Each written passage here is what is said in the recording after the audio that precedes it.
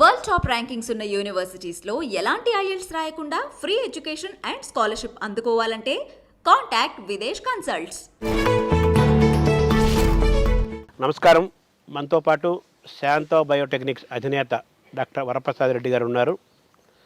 వారి గురించి ప్రత్యేకంగా పరిచయం చేయాల్సిన అవసరం ఏం లేదు. తెలుగువారికి, భారతీయులందరికీ, దక్షిణాది వారందరికీ వారు చాలా పరిచయమైన వ్యక్తి.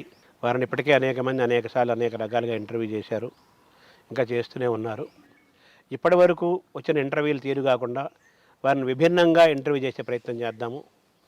వారి జీవన విధానము, వారి జీవన శైలి, వారి అభిరుచులు, వారికి ఇష్టమైన అంశాలు, వారి ఆనందాన్ని ఎలా పొందుతారు, 10 మందికి ఆనందాన్ని ఎలా పంచుతారు, పొద్దున్న నిద్రలేచినప్పటి నుంచి పడుకునేంత వరకు తాను ఏ విధంగా శక్తివంతంగా తను నింపుకుంటారు, ఇవన్నీ అడుగుతూ ఈ ఇంటర్వ్యూలో కొత్త విషయాలు తెలుసుకుంటూ కొత్తగా ఆసక్తికరంగా తీర్చే ప్రయత్నం చేద్దాం. సార్ నమస్కారం. సార్ నమస్కారం. మీకు మోహన రాగం అంటే ఎందుకు అంత ఇష్టం? కొన్నిటికి కారణాలు ఉండవండి. కొన్నిటి విషయంలో అవ్యక్తంగా ఉంటేనే గౌరవంగా ఉంటుంది, అన్నీ వ్యక్తం చేయాల్సిన అవసరం లేదు. కానీ ఇక్కడ మోహన్ రాగం అంటే దాంట్లో ఉన్నటువంటి స్వరాలు, వాటి అమరిక తెలియని రోజుల్లో నా 9వ ఏట 10వ ఏట అప్పటికి టీవీలు లేవు.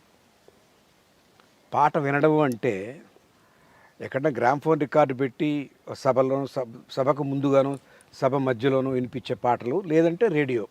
నేను స్కూల్కి సైకిల్ మీద వెళ్ళేవాడిని, హై స్కూల్కి. రేడియోలో పాట వస్తుంటే నాకు నచ్చిన అంటే పాట మధురంగా ఉంటే ఆగిపోయేవాడిని. ఆ సైకిల్ స్టాండ్ వేసి అక్కడ విని ఆ ఇంటి ముందు వీధిలో పోతున్నప్పుడు, అంటే ఆ రోజుల్లో రేడియో చాలా గొప్పగా వాల్యూమ్ ఎక్కువ పెట్టేవాళ్ళు. అంటే మా ఇంట్లో రేడియో ఉంది అని బాహాటంగా చాటుకోవటం. అందరిలో రేడియో లేవు కదా. అలాంటి సందర్భంలో ఆ పాట విని వెళ్ళిపోయేవాడిని. ఇట్లా అనేక పర్యాలు జరిగింది. అవన్నీ ఆ పాటలు నోట్ చేసుకునేవాడిని. ఈ పాట ఏమిటి, మళ్ళీ మళ్ళీ వినాలి కదా అని. మళ్ళీ దాన్ని తిరిగి పొందే అవకాశం లేదు. నా దగ్గర టేప్ రికార్డర్లు లేవు ఆ రోజుల్లో. ఎలా ఏమంటారు వాటిని, ఎల్పీలు ఉండేవి. అది ఆ సిస్టమ్ మా ఇంట్లో లేదు. Gramophone record his masters voice అని ఒక పెద్ద రేడియో మాత్రమే ఉండేది మా ఇంట్లో. కానీ నేను పాట పేరు రాసుకునేవాడిని, ఈ పాట భలే నచ్చింది నాకు అని. అట్లా రాసుకుంటూ పోయినటువంటి పాటలు 70-80 దాకా ఉంటాయి. మొట్టమొదటిగా మిమ్మల్ని ఆకర్షించిన ఆ పాట ఏంటి సార్? అది రాసుకున్న పాట అట్ట గుర్తులేదా? 9 ఏళ్ళు అంటే నా వయసు 75. అదే అంటే 64-66 ఏళ్ల వయసులో ఏమి ఉన్నానో. కానీ అవన్నీ రాసుకున్నాను నేను, ఆ పాటలన్నీ. 70-80 పాటలు అయిన తర్వాత అవన్నీ రికార్డు చేసుకోవాలని చెప్పిన ఆలోచన వచ్చిన సందర్భాలు వచ్చినాయి. అంటే అప్పటికి క్యాసెట్లు తయారైనాయి, ఈ 2-in-1 వచ్చినాయి. ఇంజనీరింగ్కి వచ్చే తలకి 2-in-1 చాలా పాపులర్. నేను చెప్పి 67-68 ప్రాంతం. ఇంజనీరింగ్ పాస్ అయిన తర్వాత అప్పటిదాకా నాకు సంగీత జ్ఞానం లేదు. ఇష్టమైన పాట సేకరించుకోకపోవడమే నాకున్నటువంటి కార్యక్రమం. జాబ్లో చేరాక సంగీతం నేర్చుకోవాలనుకున్నా. ఒక వీణ మాస్టర్ దగ్గరికి వెళ్ళినప్పుడు నాకు ఇష్టమైన పాటల గురించి చెప్పాను. అట్లా చూసి వారిని, నీకు అన్నీ మోహన్ రాగాలే ఇష్టం అని చెప్పారు. అప్పటిదాకా నాకు మోహన్ రాగం తెలియదు. రాసుకున్న ప్రతి పాట కొన్ని ఉన్నాయిలేండి తేడా. కొన్ని హిందోళ ఉన్నాయి, మధ్యమావతి ఉన్నాయి, శుద్ధ సావేరి ఉన్నాయి. అవి కేవలం నేను కలెక్ట్ చేసిన 80-90 పాటల్లో సింగిల్ డిజిట్ నెంబర్లు 4, 3, 2. మిగతా ఎన్ని మోహన్ రాగం. 90% అని మోహన్ రాగం. దాని అర్థం ఏమిటి? ఆ రాగం ఎందుకు ఇష్టం అంటే నాకు తెలియదు. ఇష్టం. పసిబిడ్డకి వాళ్ళ అమ్మ లోలపాట పాడితే హాయి అని అంటే ఆ గొంతు విని హాయిగా నిద్రపోద్ది. ఇంకెవరో వచ్చి పాడితే నిద్రపోకపోవచ్చు. తల్లడిల్లే వేళ తల్లి పాడే జోల పాలకన్నా తీపి పాపాయికి అంటాడు వేటూరి. కరెక్ట్. సో నేను ఆ రకంగా వశమైపోయింది మోహన్ రాగానికి. తర్వాత మ్యూజిక్ మాస్టర్ దగ్గర వీణ నేర్చుకున్నప్పుడు నేను అడిగింది ఏంటంటే, సైర్ మీరు ఓనమాలు నేర్పించొద్దు, సరిగా జంప్ అయిపోండి, మోహన్ రాగంలో నాకు స్వరాలు నేర్పించండి, అది చాలు.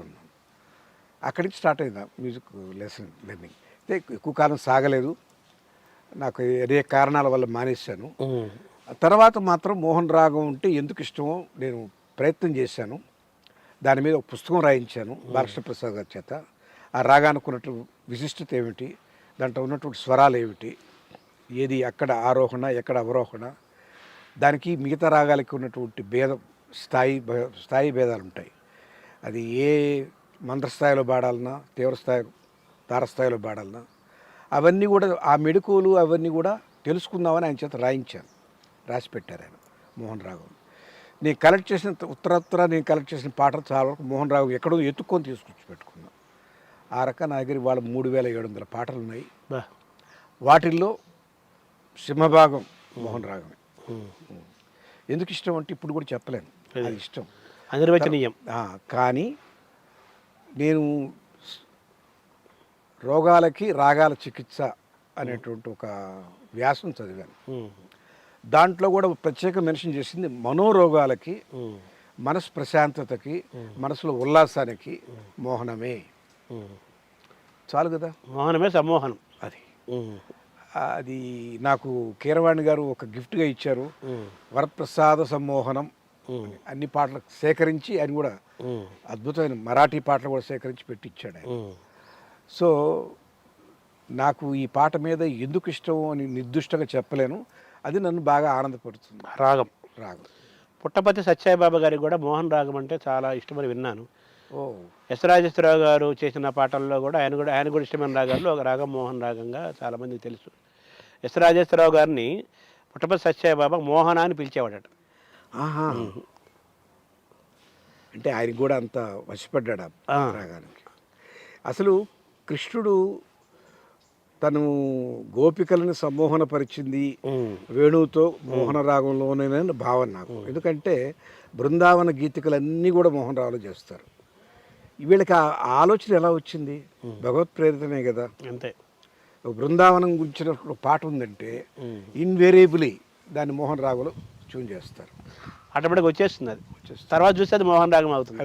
అదే ఇది నా పరిస్థితి కూడా అదే మీ చిన్న వయసులోనే మోహన్ రాగం మిమ్మల్ని వెంటాడుతూ అలా ఇప్పటిదాకా ఇంకా మోహన్ రాగంతో మీ ప్రయాణం సాగుతూ దాదాపు 3700 పాటలు సేకరిస్తే అందులో సింహభాగం మోహన్ రాగంలోనే ఉన్నాయి.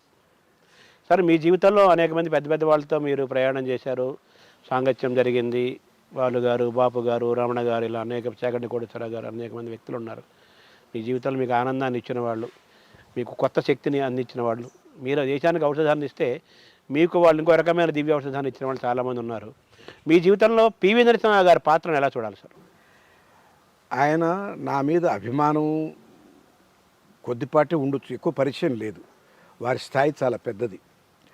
కానీ అప్పటికే ఆయన రాజకీయంగా కొంత ఇన్యాక్టివ్గా ఉన్నారు.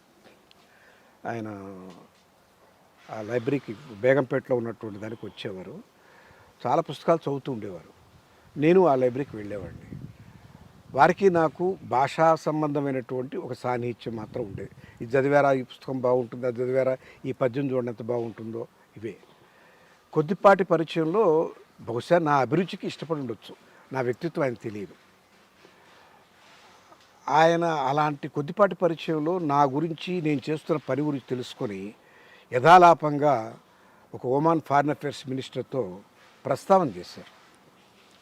ఒక పిచ్చివాడు బయోటెక్నాలజీ బేస్డ్ వ్యాక్సిన్ చేయాలనుకుంటున్నాడు, స్వదేశీ పరిజ్ఞానంతో అన్నటువంటి కంకణం కట్టుకున్నాడు, ఏటికి ఎదురుతున్నాడు. పాపం సరైనటువంటి అవకాశం లేదు, ప్రోత్సాహం లేదు. అంటే మీ ప్రయాణం అంతా పివి గారికి అర్థమైపోయింది. ఎక్కువ చెప్పలేదు. నేను స్ట్రగుల్ అవుతున్నానండి, ఎవరు అర్థం చేసుకోవట్లేదు, ఇది మనకు అవసరమైన వ్యాక్సిన్, మన స్వావలంబన స్వయం సమృద్ధి భాగంలో ఇది చేయాలి అని ఇట్లాంటి 2-3 మాటలే చెప్పాను. అంతకని ఎక్కువ చెప్పలేదు. నాకు వాళ్ళు డబ్బు ఇవ్వలేదు, వీళ్ళు డబ్బులు కూడా చెప్పలేదు నేను. వాటికే ఆయన అర్థం చేసుకున్నారు. అది ఒక ద్రష్ట, ఒక నాయకుడికి ఉండాల్సిన లక్షణం ఏంటంటే ఆర్తిని చెమ్మని గుర్తించాలి.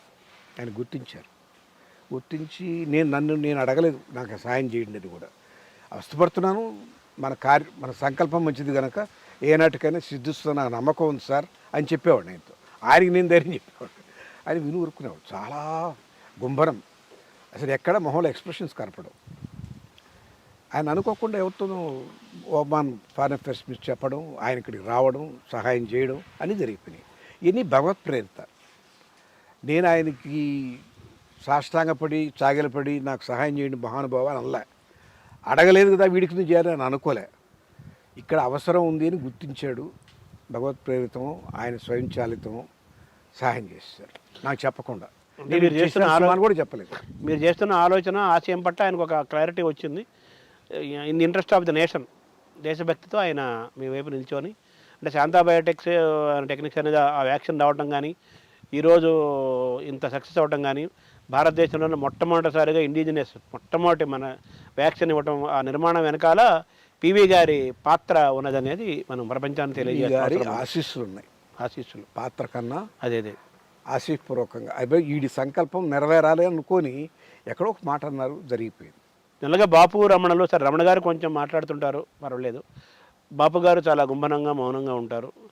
తర్వాత వాళ్ళకి అందరూ అంత తొందరగా ఇష్టపడరు, చాలా ఎక్కడో వాళ్ళ లోకంలో వాళ్ళు ఉంటారు. బాపు గారు ముఖ్యంగా, బాపు గారు మీ వైపు ఎందుకు అంత ఆకర్షితులయ్యారు? అంటే వాళ్ళ ఇద్దరూ రండి ఎవరు ముందు ఆకర్షితులయ్యారు అని చెప్పాల్సి వస్తే వ్యక్తం చేసిన రమణ గారే కనిపిస్తారు. బాపు గారు వ్యక్తం చేయరు, కానీ ఇష్టంగా ముద్దుగా చూసేవారు అంతే. చూసి చేతితో ఇట్టు అనుకుంటుండేవాళ్ళు, అదేమిటో మనకు తెలియదు. రమణ గారు మాత్రం వ్యక్తం చేసేవారు. చాలా అరుదుగా చూస్తామండి పరిశ్రమల్లో ఉండి వాళ్ళకున్నటువంటి హడావిడి, వాళ్ళకున్నటువంటి ఆదుర్దాలు, వాటికున్నటువంటి ప్రాధాన్యాలు పక్కన పెట్టి మాలాంటి వాళ్ళతో మీరు సమయాన్ని గడపాలని అనుకోవడం, మా గురించి మీరు పదే పదే మా ఇంటికి రండి రండి అని ఆహ్వానించడం, వచ్చాక మాకు మీరు చేసే మర్యాదలు, మీ కళలో ఆ ఇష్టం చూస్తే ఆనందం ఆశ్చర్యం కూడా ఇస్తుంది. ఇండస్ట్రీస్లో ఎవరట్టు ఉండరు సార్. సాటి ఇండస్ట్రీస్తో ఏదో బేరసారాలు కుదుర్చుకునే పద్ధతిలో ఉంటాయి. అవన్నీ ఎలా ఉంటాయంటే ప్రాపంచికంగా ఉంటాయి, అలౌకికంగా ఉండవు. మీరు చాలా తేడాగా ఉంటారు, మాకు చాలా ఇష్టపడ్డారు. అందులో మీరు మాట్లాడే మాటలో కానీ మీరు 2 లైన్లు రాసినా వాటిలో ఏ అక్షరం ఎక్స్ట్రా ఉండదు, ఏ అక్షరం తక్కువ ఉండదు. ఏ అక్షరం ఎక్కడ ఉండాలో అక్కడే కరెక్ట్గా పొదుగుతారు మీరు అన్నారు. అది మాడిన పదం, మీరు అక్షరాన్ని పొదగలరు, అది గమనించాను నేను అన్నారు. అంటే బాపు గారు పక్కనే ఉండి ఏమీ మాట్లాడలేదు. ఆయన వైపు నేను చూశాను, ఆయన ఏం చెప్పేది ఇష్టపడుతున్నాడా, ఇది బోరు కొట్టుకున్నాడు. బాపు గారు అంతే అంతే అన్నారు. ఫస్ట్ టైం వినడం ఆయన మాట. అంతే అంతే అంటే ఆయన 5-6 గంటలు ఉపన్యాసం ఇచ్చినట్టు. అంతే అంతే అన్నారు. తర్వాత రెగ్యులర్గా వచ్చేవారు, చాలా ప్రేమగా ఉండేవారు. ఒక పుస్తకాన్ని నాకు అంకితం ఇచ్చారు. అంకితం ఇస్తూ ఆయన అద్భుతమైనటువంటి ఇది కూడా రాశారు. దాని బొమ్మ బాపు గారికి ఇచ్చారు, నా బొమ్మ. అది నాకు మర్చిపోరానటువంటి అనుభూతి. చివరి రోజుల్లో బాపు గారిని హాస్పిటల్ తీసుకెళ్లే క్రమంలో బాలసుబ్రహ్మణ్యం గారితో పాటు నా చెయ్యి, వీల్ చైర్ తోసిన నా చేతులు కూడా ఉపయోగపడ్డాయని ఒక తృప్తి. ఆ మహానుభావులు కదా, వాళ్ళకి సేవ చేయడం కన్నా, అంటే నేనేమి రోజు అక్కడ కూర్చొని సేవ చేయలేదండి. యాదృచ్ఛంగా ఆయన చూద్దామని పోయాను. పోతే బాలసుబ్రహ్మణ్యం గారు ఏం చెప్పారంటే, నేను ఆల్రెడీ హాస్పిటల్ తీసుకొచ్చున్నాను అబ్బాయి, వీడికి వచ్చి అన్నారు. హాస్పిటల్కి వెళ్ళాను, అక్కడ ఆయన చూశాను, వీల్ చైర్లో ఉన్నారు. బాధ అనిపిస్తుంది, కానీ ఏం చేస్తాం అంటే ఒక్కరోజు అక్కడ ఉండి వచ్చేసాను. ఆయన లాస్ట్ బర్త్డే మా ఇంట్లో జరిగింది. ఆయనకి ఇష్టమైన బాలసుబ్రహ్మణ్యం గారిని పిలిచాను, తరికాళ్ళ భరణ్ని పిలిచాను. ఆయనకి ఇంకొక ఇష్టమైన ఒక వ్యక్తి ఉన్నాడు, రాజకీయాల్లో ఉన్నాడు, ఆయన కూడా పిలిచాను. చాలా హ్యాపీ. కానీ ఆయన పిలవద్దు అన్నారు. నిజానికి మీ బర్త్డే కదండి అందరం పిలుస్తారన్నారు. వద్దండి, నన్ను ఈ స్థితిలో చూసి వాళ్ళు తట్టుకోలేరు అన్నాడు బాపు గారు. అదేమిటండి అలా అంటారంటే, వద్దండి, నేను హాయిగా వాళ్ళతో జోకులు చెప్పేవాడిని, వాళ్ళు నవ్వేవాళ్ళు. నేను ఇవాళ జోక్ చెప్పే పరిస్థితిలో నేనే పెద్ద జోకర్లాగా అయిపోయాను, చూడండి నా పరిస్థితి అని కళ్ళనీళ్ళు పెట్టుకున్నాను. వాళ్ళు ఎవరు పిలవకండి అన్నారు. నాకెందుకో బాధ అనిపించి, బహుశా ఇది ఆయన చివరి బర్త్డే కావచ్చు అని పిలిచారు అందరినీ. ఒక 10-12 గోపీచంద్ వచ్చాడు, గురువారెడ్డి వచ్చాడు, వీళ్ళందరూ ఆయనతో సమయం గడిపారు. తిరుపతి నుంచి దుర్గాప్రసాద్ గారు కూడా పిలిచారు, ఆయన కూడా వచ్చారు. వచ్చి ఆయనతో గడిపారు టైం. ఆ తర్వాత 4 నెలలకే చనిపోయారు. రమణ గారి పుస్తకం కోతి కొమ్మచ్చి మీరు తీసుకొచ్చారు కదా పుస్తకం. అవును, మీరే దాన్ని అంటే మాకు అవకాశం ఇవ్వండి అని అడిగాము. అది స్వాతిలో వచ్చినవే, దాన్ని పుస్తకంగా వేద్దామని చెప్పని ఎంబీఎస్ ప్రసాద్ నేను అనుకున్నాం. అది ఒక వారపత్రికలో ఒక శీర్షికలాగా రావడం వేరు, పుస్తకంగా వేయడం, అందంగా వేయడం వేరు. తగిన ఫోటోగ్రాఫ్లు, పొందిక, అమర్చటం, లేఅవుట్ అంతా ఉంటాయి కదా. దాంట్లో ప్రసాద్ సిద్ధహస్తుడు, ఆయన సహకారాలతో నేను చేయగలిగేవాడిని కాదు. ఇద్దరం కలిసి దాన్ని పూనుకున్నాం. వాళ్ళు కూడా అనుమతి, బలరాం కూడా పెద్ద మనసు చేసుకొని మాకు ఒప్పుకున్నాడు. స్వాతి బలరాం గారు స్వాతిలో వచ్చింది అది. అవును. వీళ్ళు ఒప్పుకున్నారు, చేసాం. కోతి కొమ్మొచ్చి, ఇంకోతి కొమ్మొచ్చి, ముక్కోతి కొమ్మొచ్చి అద్భుతంగా ఉన్నాయి. ఆ ముక్కోతి కొమ్మొచ్చి బహుశా మాకే రైట్గా రాశారు, స్వాతిలో లేదు.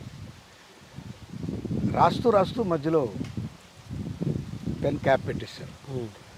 నిజానికి ఇక రాయలేని కూడా చెప్పారు మాకు. కొంత నేనైతే ఆవేశపడి, అంటే మనకి ఎంత స్వార్థం లేకపోయినా కొన్ని సందర్భాలు బయటపడతాం. అది కాదండి, మీరు అందరి గురించి రాశారు, మాతో ఇంత సన్నిహితం ఉంది మీకు, మా గురించి ఎందుకు రాయలేదు, మా గురించి కూడా రాయకుండా మీరు ఎట్లా అలసిపోతారు, అలసిపోవడానికి లేదన్న. రాయాలనే ఉంది బాబు, గుండె నిండా ఉన్నారు మీరు, కానీ కక్కలేకున్నా మీకు ఇట్లే అంతే అన్నారు ఆయన. అన్న రెండో రోజు చనిపోయారు. ఆ గుండెలో రాసుకున్నాడు ఆయన మీ గురించి. రాయలేకపోయారు. అదే ఈ మా గురించి ఏం లేదు. ఆయనకి ఇష్టం లేని మనుషుల గురించి పేజీలు రాశారు, ఇష్టమైన మనుషుల గురించి పేజీలు రాశారు. మేము ఇష్టమైన మనుషులమే. ప్రసాద్ గురించి కానీ నా గురించి కానీ. ప్రసాద్ అయితే చాలా సేవ చేశాడు ఆయనకి. ఆ ముళ్ళపూడి సాహితీ సర్వస్వం అని 7 వాల్యూమ్స్ తీసుకొచ్చాడు. చాలా కృషి అండి అది. ఆ అబ్బాయి చేసిన పని అంతా ఎంత కాదు. కానీ ఆయన గురించిన ప్రస్తావన లేదు. తరచుగా నాతో ఎక్కువ టైం స్పెండ్ చేసేవారు. అదే మా ఇంటికే వచ్చేవాడు, నేను ప్రసాద్ కూడా మా ఇంటికి పిలిచేవాడిని. నా గురించిన ప్రస్తావన లేదు. అలాంటి వాళ్ళ హృదయంలో మేము ఏ రకమైనటువంటి పారాగ్రాఫ్లో ఇమడతాము, ఏ రకమైన వాక్య నిర్మాణంలో కుదుర్చుకొని కూర్చుంటాము చూసుకోవాలి, ఉంటుంది కదా. ఉంటుంది. అదే ఇప్పుడు కెమెరామెన్ వచ్చితే నన్ను ఎంత అందంగా తీస్తాడు ఫోటో అని అనుకుంటాం. అవును. ఆయన రచనలో, ఆయన వ్యూహంలో, ఆయన ఊహలో, ఆయన భావనలో వరప్రసాద్ ఎలా ఉంటాడో ఆవిష్కరించుకోవాలి కోరిక ఉంటుంది కదా. ఉంటుంది. అది బాబు గారు బొమ్మగా ఇచ్చారు కానీ రమణ గారు ఆయన మాటల బొమ్మలో ఇవ్వలేదు. అది అంటే 2 ఆశీపూర్వకమైనటువంటి గుణశీలుడు వరప్రసాదుడికి అంకితం ఇచ్చారు అంతే. గుణశీలుడు అన్నారుగా. గుణశీలుడు, ప్రేమాస్పదుడు ఏదో రాశారు. ఆ పదాలు కూడా వాళ్ళు వాడరు అసలు. చాలా ఆచితూచి వాడతారు వాళ్ళు. వాళ్ళకి నేనంటే చాలా ఇష్టం అని మాత్రం తెలుసు. అప్పుడప్పుడు మద్రాసు నుంచి ఫోన్లో మాట్లాడుతూనే ఉండేవారు. ఆయనే చేసేవారు. నేను వాళ్ళు డిస్టర్బ్ చేయడం చేసేవాడు. తరచుగా వారే ఇద్దరే ఫోన్ చేసేవారు. ఎంఎస్ సుబ్బలక్ష్మి గారి బుక్ కూడా మీరు తీసుకొచ్చారు. అది ఆ విధంగా పుస్తకాలు ఇవ్వడం ఫస్ట్ ఆఫ్ ఇట్స్ కైండ్. తమిళని చాలామంది ఉన్నారు, ఆవిడ ఇష్టపడే వాళ్ళు చాలామంది ఉన్నారు. కానీ ఆవిడ ఎంఎస్ సుబ్బలక్ష్మి కీర్తనలు, పాటలు కూడా చిన్నప్పటి నుంచి మీకు బాగా ఇష్టమా? ఎలా సార్? బాగా ఇష్టంగా వినేవాడినండి. కానీ ఆ పుస్తకం రాయమని అయితే నేను చెప్పలేదు. అది నా ఆలోచన కాదు. కానీ నేను క్రెడిట్ తీసుకోవడం ధర్మం కాదు. అమ్మాయి పల్లవి సావిత్రి అనే పుస్తకం రాసింది. చూసి ఆశ్చర్యపోయాను. సావిత్రి కూడా నేను రాయమని లేదు, కానీ సావిత్రి గురించి రాస్తున్నాను అంకుల్, మీరు సహాయం చేయాలని అడిగింది. ఏం సహాయం కావాలమ్మా చెప్పి చేస్తాను. నీకు సావిత్రి గారు తెలుసట కదా అండి. తెలుసమ్మా, కుటుంబంలో వాళ్ళ కుటుంబానికి మా కుటుంబానికి మధ్యలో వాళ్ళ అల్లుడు నాకు క్లాస్మేటు, గోవిందరావు హై స్కూల్లో క్లాస్మేట్. ఆయన ద్వారా పరిచయం ఉంది. ఫోటోలు ఇవి కావాల్సి వస్తాయి కదా నీకు ఈ పుస్తకానికి, నేను ఏర్పాటు చేస్తాను.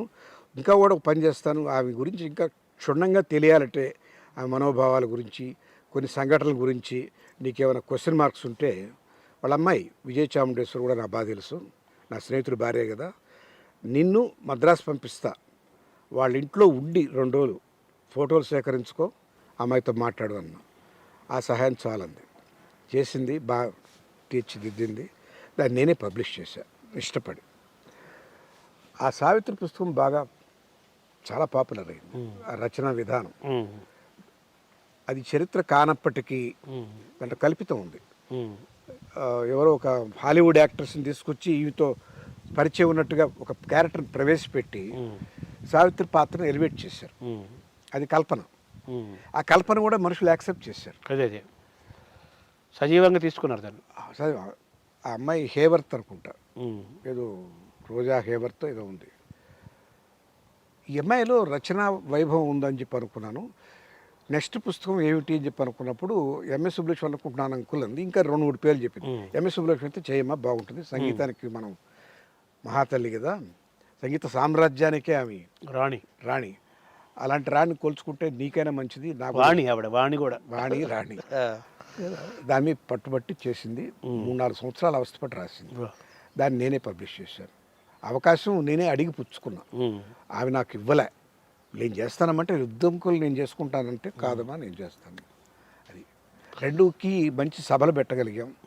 ఆవిష్కరించడంలో మొదటి పుస్తకం సావిత్రి గారి పుస్తకానికి అక్కినే నాగేశ్వరరావు గారు ఆయన వచ్చారు, ఆవిష్కరించారు. దీనికి బాలసుబ్రహ్మణ్యం, చాగంటి కోటేశ్వరరావు గారు మా గురువు గారు ఇద్దరు వచ్చారు. సరే, తర్వాత బాలుగారు మీరు ఒకరినొకరు పెద్ద అబ్బాయి చిన్న అబ్బాయి అనుకునే బంధము అది సరే నెల్లూరు యాసలో మీ ఇద్దరు మాట్లాడుకుంటుంటారు. మీ ఇద్దరి మధ్య అనుబంధం ఎప్పుడు ఏర్పడింది, అది ఎలా సాగింది సార్? నిజానికి ఆయన నాకు లేటుగా తెలిసారు. ఆయన నెల్లూరు, మాది నెల్లూరు అయినా కూడా నాకు తొలి పరిచయం వాళ్ళ నాన్నగారితో సామమూర్తి గారు, హరికథా భిక్షు ఆయన. నేను 6వ తరగతి 7వ తరగతి చదివే రోజుల్లో మా ఇంటి దగ్గర కన్యకా పరమేశ్వర దేవస్థానం ఉండేది నెల్లూరులో. అక్కడ తరచుగా ఆయన హరికథలు చెప్పేవారు. నాకు సంగీతంతో పరిచయం ఆయన హరికథా రూపంలోనే సంగీతం పరిచయం. మీకు తెలుసో తెలీదో విశేషం ఏంటంటే హరికథ చెప్పేవాళ్ళు కూడా ఎన్నుకునే రాగాలు మోహనం ఒకటి, దరువుకు బాగా పనికొచ్చే రాగాల్లో అదొకటి. ఆయన ఎక్కువగా పద్యాలు కానీ మాటనే సాగదీస్తూ చెప్పే పద్ధతి కానీ మోహన్లో ఉండేది. అది ఇప్పుడు అప్పుడు తెలియదు, ఇప్పుడు అనుకుంటే చూస్తే తెలుస్తుంది. కొన్ని రికార్డ్స్ విన్నాను ఆయన హరికథలు తప్పనిసరిగా వెళ్ళేవాడిని. హరికథ తర్వాత కనికా పరమేశ్వర దేవస్థానంలో పెట్టే పులిహోర చాలా ఇష్టమైనట్టు పదార్థం. అది వైశ్యులు నడిపేది. ఎంత బాగా చేసేవాడండి ఆ ప్రసాదం. ఆయన అమృతం, ఆ తర్వాత అమృతం, ప్రసాదం. అక్కడి నుంచి పరిచయం.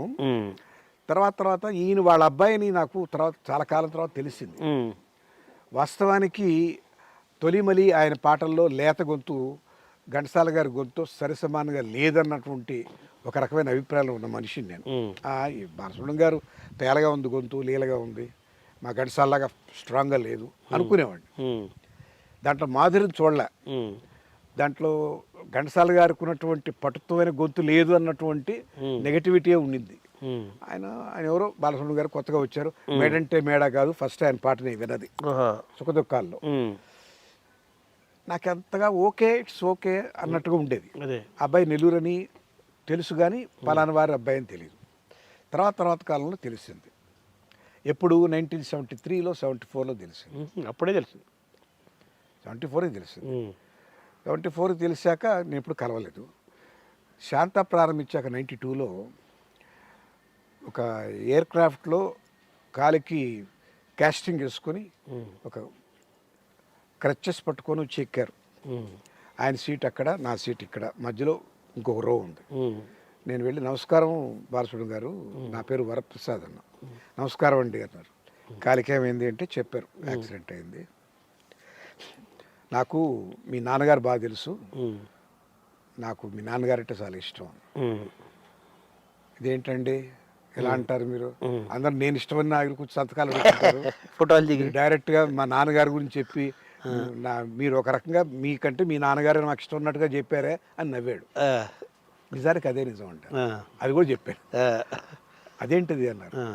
నాకు ఘంటసాల గారి అంటే ఇష్టం, మీ నాన్నగారు హరికథ అంటే ఇష్టం, ఈ రెండు ఇష్టం అన్న. బట్ చూసి మీది ఏ ఊరండి అన్న. మాది నెల్లూరు అండి అన్న. వెంటనే అబ్బాయా ఇంత నిజాయితీగా ఊరు చెప్పరు, వచ్చి మొహం మీద పొగడతలు అవన్నీ నాకు అనవసరం. ఇట్లా చెప్పినోడు ఎవడు లేడు. మా నాన్న పాటే బాగుంటుంది, ఘంటసాల పాటే బాగుంటుంది, మీ పాట కన్నా మీ పాట కన్నా అనలేదు కదండి అన్న. అదేలే అర్థం. అబ్బాయి నీ స్వచ్ఛత నాకు నచ్చింది అన్న. అప్పటి నుంచి అబ్బాయి మొదలెట్టాడు. తరచుగా కలిసేవాడు. తర్వాత ఆయన ఇంకోసి కూడా చెప్పారు, మీ పాట కన్నా మీ మాట నాకు ఇష్టం. పాట ఎవరో రాస్తారు, ఒక కవి ఒక సన్నివేశానికి అనువైనటువంటి సందర్భోచితమైనటువంటి కథని చెప్పే ప్రయత్నం చేస్తూ పాటను పరిచయం చేసే ప్రయత్నం చేస్తూ పాట రాస్తాడు. అది మీరు పాడతారు, మీరు పాడతారు. అది మీ భావం మీ గుండెలోంచి వచ్చింది కాదు, మీ పెదాల్లోంచి వచ్చింది. కానీ పాటని మీరు అనుభవించి ఆస్వాదించి పాడతారన్న పేరు మీకుంది కాబట్టి పాట బాగా శుభ్రంగా వస్తుంది. కానీ మీ ఆలోచన క్రమంలో వచ్చిన పాట కాదు అది. మాట మీ ఆలోచన క్రమంలోంచి వచ్చింది. మీ మాట నాకు చాలా తీపి, మీ పాట కన్నా మీ మాట నాకు చాలా ముఖ్యమని మొదటి నుంచి చెప్తూనే వస్తున్నాను, చివరి వరకు అదే చెప్పాను. అప్పటికి పాడుతా తీగ మొదలైందా అప్పటికి? మొదలైంది. ఉమ్. నన్ను పిలిచారు గెస్ట్గా.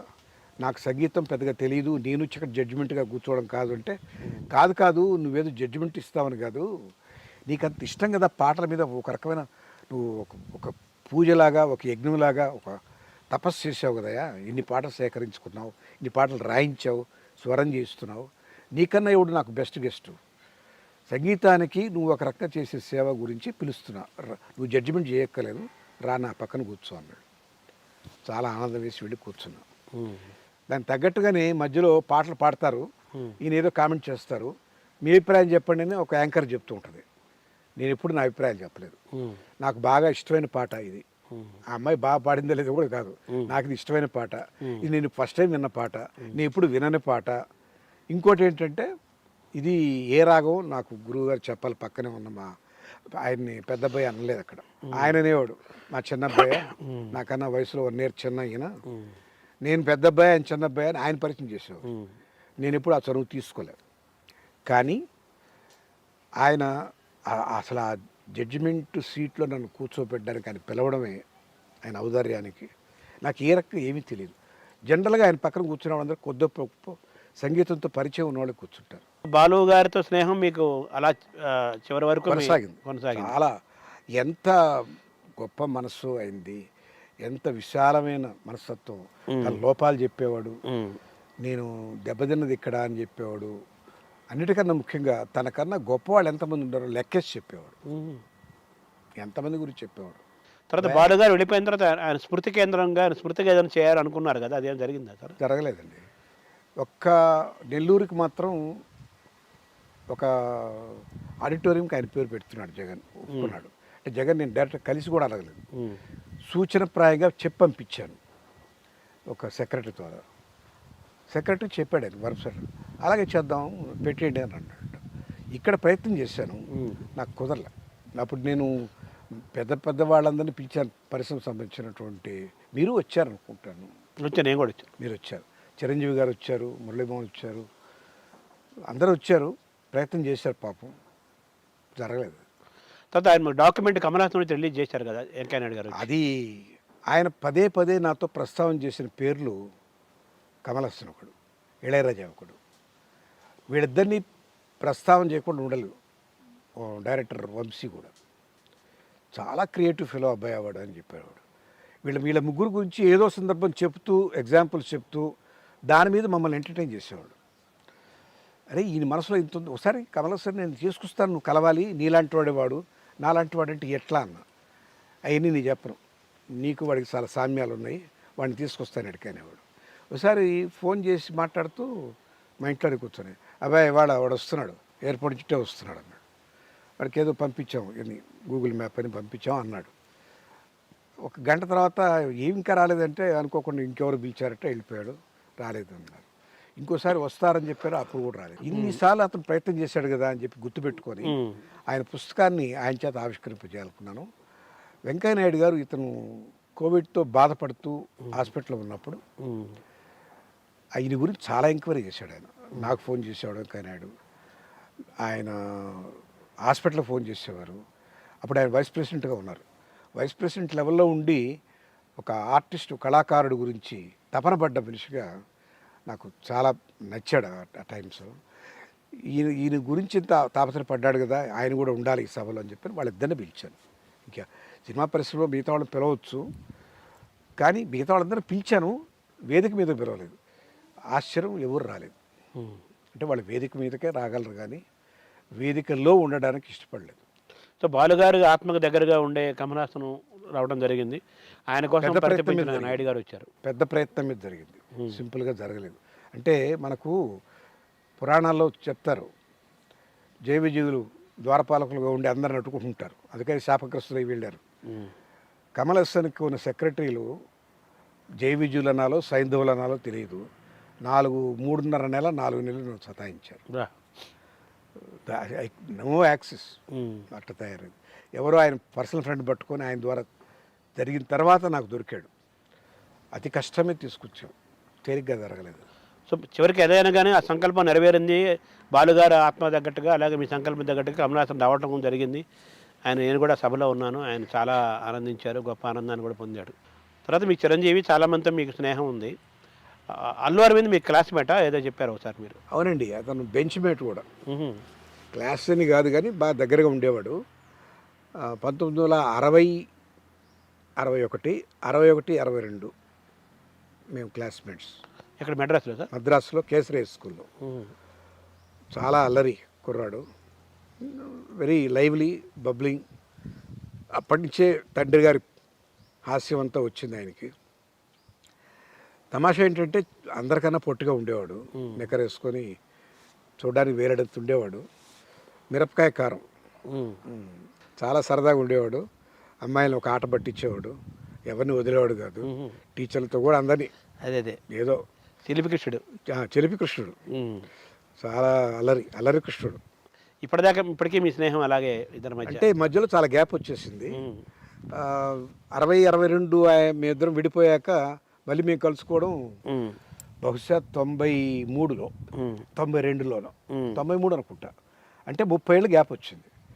అప్పటి నుంచి మళ్ళీ దగ్గరే. కానీ అతను ఎందుకో రిటైర్ కాలేకున్నాడు. మ్మ్. ఆ సినిమా పరిశ్రమలో కూరుకుపోయాడు. మ్మ్. ఆయనకి ఇంకా దాహం తీరలే. ఏ. దాహం అంటే డబ్బుగానే కాదు, ఇంకా మంచి పేరు రావాలనో, ఇంకా గొప్ప చిత్రాలు తీయాలనో ఏదో ఉందో నాకు తెలియదు. రోజు రోజుకి ఇంకా పైన వేసుకుంటున్నాడు. మ్మ్. అది నేను ఎప్పుడో 13 ఏళ్ళ నుంచి దూరం జరిగిపోయాను. అతను నా ఉద్దేశంలో సంపూర్ణమైన జీవితం జీవించటం లేదు, మ్మ్. కేవలం పరిశ్రమకే అంకితం అయిపోయాడు. మ్మ్. పాపం అనుకుంటాను నేను. అదే వారి దురదృష్టవంతులా అనుకుంటాను. అదే ఏరా అనే స్తను ఉంది కాబట్టి మ్మ్. మరి నువ్వు ఇక్కడ బాగుపడవు, ఇట్లా ఉంటావని చెప్పి అనుకుంటాను. అదే మీకు సంగీతం అంటే చాలా ఇష్టము. తర్వాత మీకు వాగ్గేయకారులు ఎంతోమంది ఉన్నారు. ఆ కీర్తనలు మీరు చాలా ఇష్టపడతారు. అందులో అన్నమయ్య పట్ల మీకు ప్రత్యేకమైన ప్రేమ మక్కువకి కారణం ఏంటి సార్? తెలుగువాడు కావడం మ్మ్. సింపుల్. అంటే మన త్యాగయ్య వీళ్ళంతా ఉన్నారు కదా. కరెక్టే, త్యాగయ్య గారి కీర్తనలు ఇష్టమే నాకు. కానీ వాటిలో బాగా పాపులర్ అయినటువంటి పంచరత్న కీర్తనలు 5, 6 మ్మ్. అంత మించి తెలియదు. మ్మ్. అన్నమయ్య మ్మ్. ఎంత వెరైటీ అండి. మ్మ్. ఆధ్యాత్మిక కీర్తనలు, వైరాగ్య కీర్తనలు, శృంగార కీర్తనలు, సామాజిక స్పృహ కలిగించే కీర్తనలు, భక్తి పారవశ్యంతో పాడుకునే కీర్తనలు, స్తోత్రాలు. తెలుగులో అచ్చ తెలుగులో రాశారు, సంస్కృతంలో రాశారు. అది నాకు ఇంత కాదు, అంత ఇష్టం.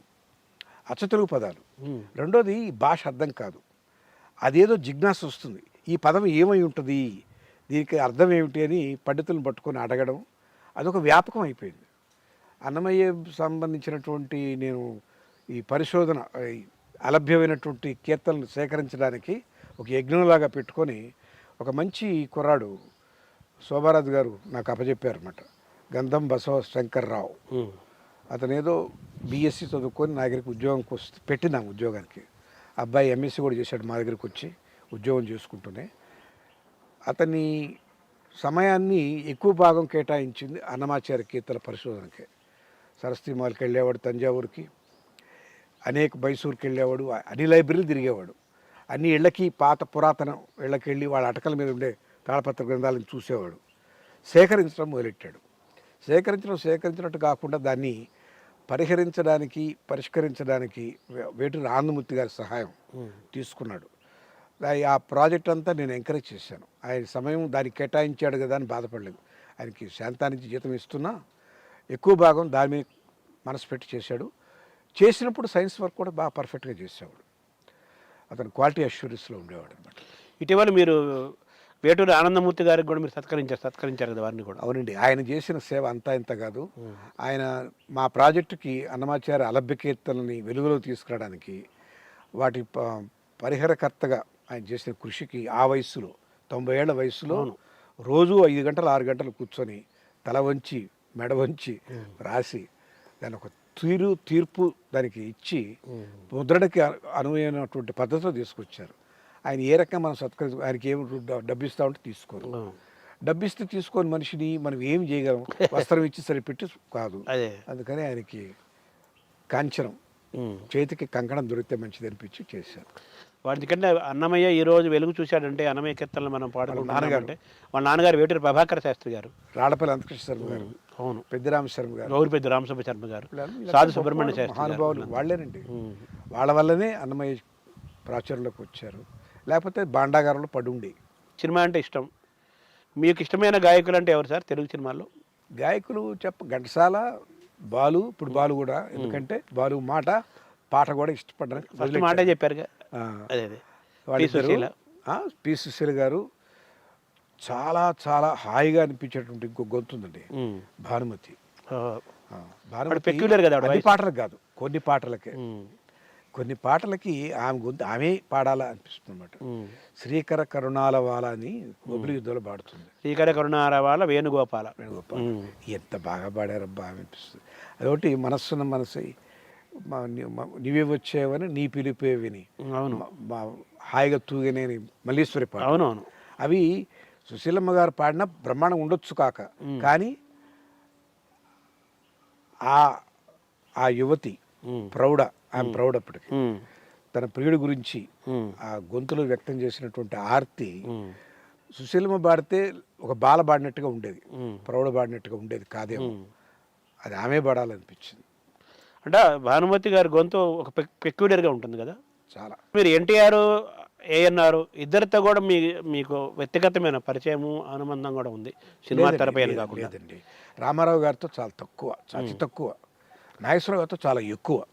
మీరు ఉద్యోగం చేసిన సమయంలో ఎన్టీఆర్ ముఖ్యమంత్రిగా ఉన్నారు. అప్పుడు ముఖ్యమంత్రిగా ఉన్నప్పుడు ఆ తరమైన పరిచయమే. మా ఇన్స్టిట్యూట్కి వచ్చి మనం కొత్తగా పరిశ్రమలకు కొత్త రూపునివ్వాలి అని చెప్పి మాట్లాడడం, మమ్మల్ని ఉత్సాహపరచడం, ఆయన మంచి ఆలోచన చేస్తున్నాడు రా అనిపించింది. అంతే పరిచయం. నేను ఆయనతో సరాసరి మాట్లాడే ముఖాముఖి మాటలు లేవు. బ్రదర్ ఏమిటి, ఎలా కొత్త ఇండస్ట్రీస్ గురించి ఏ రకంగా ఆలోచిస్తున్నారు, ఆలోచించండి అని అందరిని ఉద్దేశించినట్టుగా నా వైపు చూసి చెప్పారు. అంతే అంతే, అంతమించి లేదు. కానీ నాగేశ్వరరావు గారు తల కాదు. అనేక సిట్టింగులు ఉన్నాయి, అనేక డిస్కషన్లు ఉన్నాయి, డిబేట్లు ఉన్నాయి. ఆయన నాస్తికత్వం మీద ఆయన పోరాడిన సందర్భాలు ఉన్నాయి. నాస్తికత్వం ఆస్తికత్వం మీద దేవత్వం వదిలేవయ్యా బాబు, దేవుడు ఉన్నాడో లేదు నేను మాట్లాడలేదు. దైవీ గుణాలు ఉన్నాయి కదా అంటాను. అది ప్రతి మనిషికి ఉండాల్సినవి అంటాడు. ఎక్కడున్నాయి ప్రతి మనిషికి? మీకున్నాయా అన్నీ? మీరందరూ క్షమించారా? వాడిని చస్తే నేను మర్చిపోనని చెప్పాను, ఇందాకే చెప్పారు కదా, ఆయన ఇట్లా చెప్పేవారు. అవన్నీ ఉన్నాయి కదా, మీరు క్షమించలేదు కదా అంటే అదేంటది? టిట్ ఫర్ టాట్ ఉండాలండి. గాంధీ గారి సిద్ధాంతం నేను పూర్తిగా నమ్మను అన్న. అందుకనే మీరు దైవీ గుణాలకి కొంచెం దూరంగా ఉన్నారు అన్నాను. నేను ఒప్పుకోనవి అని చెప్పారు. ఇట్లా డిబేట్స్ మా ఇద్దరి మధ్య చాలా జరిగాయి. కానీ ఆయన కూడా చాలా విస్తృతంగా డిస్కస్ చేసేవాడు. ఆయనకి విషయ పరిజ్ఞానం చాలా ఉంది. తను అనుకున్నది ఏదో వాదించి మెప్పించడానికి ప్రయత్నం చేస్తారు. కొన్ని సందర్భాల్లో నేను యాక్సెప్ట్ చేశాను కూడా. తర్కం ఉంది ఆయన దగ్గర, తర్కం ఉంది. ఏది నా దగ్గర ఇది లేదు సమాచారం అన్నటువంటి పద్ధతి లేదు ఆయన దగ్గర. ఆయన సర్వం ఉన్నాయి అనిపించగలిగాడు. ఆయన చదువుకున్న 5వ క్లాస్ అయినా డ్యూటీగా ఏ అమ్మాయితో అయినా ఏ పీచర్ అయినా మాట్లాడగలడు. మాట్లాడే సత్తా ఉంది ఆయన. స్వయం కృషి కదా ఆయన, స్వయం కృషి. ఆయన జ్ఞానం కూడా అంతే కదా. అయితే మీలో కమ్యూనిస్ట్ కూడా ఉన్నాడు కదా, ఉన్నాడా? కమ్యూనిస్టు అంటే నా డెఫినేషన్ వేరండి. కమ్యూనిజం అనేది ఎట్లా ఆవిర్భవించిందో మనం నేపథ్యంగా చూస్తే, జార్స్ చక్రవర్తులు ఉండేవారు రష్యాలో, నిరంకుశులు, దుష్ట స్వభావం. వాళ్ళ దృష్టిలో వాళ్ళొక్కరే ఈ భూమి మీద ఉండడానికి అర్హులు, మిగతా వాళ్ళంతా వాళ్ళ కాళ్ళ కింద నలిగి చావాల్సినటువంటి అర్భకులు. ఆ రకమైనటువంటి విపరీతమైనటువంటి ధోరణిలో సామాన్య ప్రజలు చాలా పీడిస్తున్నారు. దీన్ని ఎదుర్కోవడానికే కమ్యూనిస్టులు ప్రారంభమయ్యారు. కమ్యూనిజంలో ఉన్నటువంటి మూల సిద్ధాంతం ఏంటంటే, వాడు వేరు నువ్వు వేరు కాదు, అందరూ ఒకటే, సర్వసమానత్వం, సర్వసౌభ్రాతృత్వం, సమసమాజం, ఒకటి ఎక్కువ ఒకటి తక్కువ కాదు అన్నది వాళ్ళ ఉద్దేశం. దానికి వాళ్ళు సాధించడానికి దాస్ క్యాపిటల్ అనే పుస్తకం వచ్చింది, కార్ల్ మార్క్స్ రాశారు, ఎంగిల్స్ ఆయన రాశారు. వీళ్ళంతా ఏంటంటే, వాళ్ళు ఈ సమసమాజం కావాలంటే, అందరూ సమానంగా ఉండాలంటే బాగా ధనికుడిని తగ్గించాలి, అట్టడుగున్నటువంటి వాడి పైకి లేపాలి, మధ్య మార్గంలో ఎక్కడో కలపాలి. అంటే ఎక్కువ మధ్యతరగతి కుటుంబీకులు కావాలి, పైవాడు తగ్గాలి, కిందవాడు పెరగాలి, మధ్యంతరంగా ఉండాలి, బ్యాలెన్స్ అవ్వాలి, అంటే సమానత్వం రావాలన్నారు. ఈ ప్రిన్సిపల్ నేను ఆకలింపు చేసుకున్నా, నాకు నచ్చింది అది. దానికి కమ్యూనిజం అని పేరు పెట్టను, ఎందుకంటే కమ్యూనిజంలో పెద్దవాడు కొట్టేయి, rob the Robert pay the Paul అన్న సూత్రం కాదు. రాబ్ ది రాబర్ట్ అంటే డబ్బున్నవాడు దోచేయి, నాకు అది అవసరం లేదు. డబ్బున్న వాళ్ళలో అందరూ చెడ్డవాళ్ళు కాదు. సినిమాలో చూపిస్తారు ఓ పరిశ్రమకవేత్త అంటే వాడు ఒక నీచుడు, అందరిని రేప్ చేస్తాడు, ఎవరికి జీతాలు పే చేయడు, వాళ్ళ జీతాలు కూడా వీడే అనుభవిస్తాడు అని చెప్పి చూపిస్తారు. డబ్బున్న వాళ్ళు కూడా ఆ పరిశ్రమ పెడితే 10 మందికి ఉపాధి కల్పిస్తే, అది మంచి పద్ధతిగా వాడితే, వాడు ఒక ట్రస్ట్ పెట్టి 10 మంది సహాయం చేయగలిగితే వాడు సమాజానికి అవసరం కాదా? అన్ని పనులు గవర్నమెంటే చేయగలుగుతున్నాయా? గవర్నమెంట్ చేయలేని కొన్ని పనులు ఇలాంటి కొంతమంది మనసున్న డబ్బున్న ధార్మికమైన ప్రవృత్తి కలిగిన వాళ్ళు చేయగలుగుతున్నారు. వాళ్ళని మనం తీసేయకూడదు. ఆ తత్వం, అంత డబ్బుండి అంత పరపతి ఉండి అలాంటి ఆలోచన లేని వాడి గురించి నేను మాట్లాడటం లేదు. సో నేను కమ్యూనిస్టులకు అనకూడదు, కానీ హ్యూమనిస్ట్, కమ్యూనిజంలో ఉన్నటువంటి హ్యూమనిజాన్ని మాత్రం తీసుకొని నేను ఇంప్లిమెంట్ చేశాను. నా పరిశ్రమలో ఏ ఎంప్లాయీ కూడా ఎంప్లాయీగా మిగలలేదు, ప్రతి ఒక్కరు షేర్ హోల్డర్గా మారారు. నాతో నేను షేర్ హోల్డర్, వాడు షేర్ హోల్డరే. వాడు నాకు వరప్రసాద్ రెడ్డి పనిచేయడం లేదు, వాడికే పని చేసుకుంటున్నాడు. ఆమె షేర్ హోల్డర్ ఆఫ్ శాంత. అంటే మీ దగ్గర పనిచేసిన డ్రైవర్ కూడా అప్పుడు మీరు ఫారెన్ కంపెనీకి అమ్మినప్పుడు చాలా పెద్ద అమౌంట్లు వచ్చినాయి. వాళ్ళందరూ కూడా ఆర్థిక సౌలభ్యం వాళ్ళు పొందగలిగే పరిస్థితి కల్పించారు. వచ్చిన ఆర్థిక వనరులు నేనే మూట కట్టుకోలేదు, అందరికీ చెందాలని చెప్పిన భావం పెట్టుకున్నాను, జరిగింది కూడా. మరి ఇప్పుడు నేను ఇండస్ట్రియలిస్ట్ కాబట్టి పాపిష్టివాడని మా మేనమామ భావించాడు, తప్పు కదా ఆయన భావన. తర్వాత తెలుసుకున్నాడు అనుకోండి, కానీ ఆయన లెక్కలో పెట్టుబడిదారు అనేవాడు శ్రామికుడి అదనపు శ్రమ దోపిడీదారుడు. శ్రామికుడిని అదనపు శ్రమ దోపిడీ చేసేవాడే ధనవంతుడు అవుతాడు అని సూత్రం దాస్ క్యాపిటల్లో. దాన్ని మక్కిగా జీర్ణించుకొని, ఓ నా దగ్గర పెరిగి నువ్వు పెట్టుబడిదారు అయ్యావా నీచుడా అన్నాడు నన్ను. అదేంటి బావ, నేను ఉపాధి కల్పిస్తున్నా కదా అంటే, కాదు నీ పర్పస్ వేరు నాకు తెలుసు, నువ్వు నా దగ్గర చెడపెరిగావు దండగా, నేను పెంచడం తప్పు. అంత తీవ్రమైన ఆయన పెద్ద కమ్యూనిస్ట్ కదా, పెద్ద కమ్యూనిస్టు, సుందరయ్య గారి శిష్యుడు. అదే కానీ తర్వాత కాలంలో తెలుసుకున్నాడు, మౌనం అయిపోయాడు. తిరిగి అయ్యో నేను తప్పుగా మాట్లాడాను సినిమాలలాగా ఈ చేతులు కాదు కాళ్ళు కాదు అని చెప్పి అనలేదు. ఓహో నేను అనుకున్నంత చెడ్డవాడు కాదులే అని సర్దుకున్నాడు ఆయన. అదే అంటే మీ అంత అటువంటి స్వచ్ఛమైన మీ మేనమామ యొక్క ఆయన హృదయాన్ని కూడా మీరు చివరిగా గెలుచుకున్నానని చెప్పను, కానీ ఆయన దగ్గర ఓడిపోలేదు. గెలుచుకుంటే నువ్వు భుజమే చేసి మంచి పని చేసేవారు అబ్బాయి అనాలి కదా, ఆయన అనలేదు. నేను ఓడిపోలే ఆయన దగ్గర. ఇంకొక మేనమామ ఆయన పూర్తిగా ఈయనకి ఆపోజిట్. ఈయనకి ఆపోజిట్ కాదు, ఆయన సాహితీవేత్త, బాగా చదువుకున్నాడు. ఆయన సంస్కృత గ్రంథాలు బెనారస్ యూనివర్సిటీ అక్కడ చదివాడు.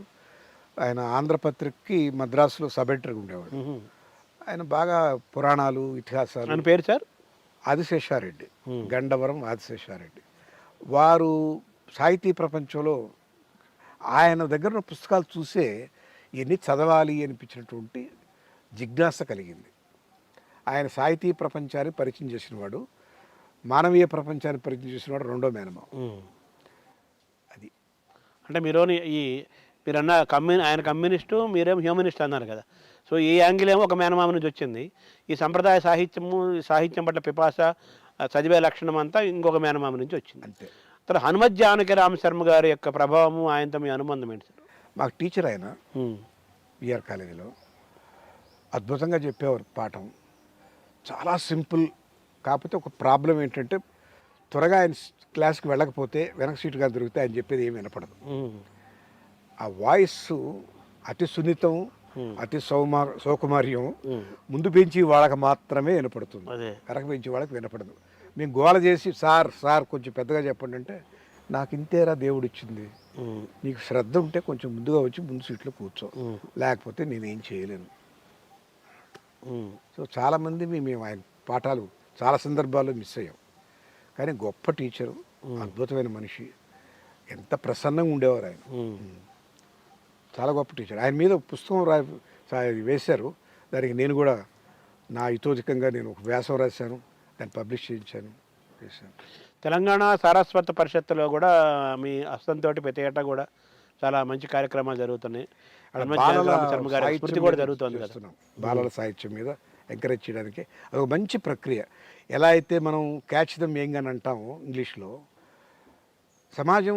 సమాజం బాగుంది అంటే అర్థం ఏంటండి, మంచి ఉత్తమ పౌరులు ఉన్నారు. ఉత్తమ పౌరులు కావడానికి కావలసినటువంటి ఇంధనాలు ఏమిటి? మంచి ఆలోచన సరళి, మంచి అలవాట్లు, మంచి భావుకత, సౌహార్ద్రం, సౌజన్యం, సమాజం పట్ల ఒక అవగాహన, దాని పట్ల ఒక ప్రేమ, ఇవన్నీ కావాలంటే పుస్తక పఠనం చేశాక ఎవరు ఊరుకోరు. రాయడం, ఈ రెండు ఆటోమేటిక్గా ఒకదాని నుంచి ఒకటి వస్తాయి.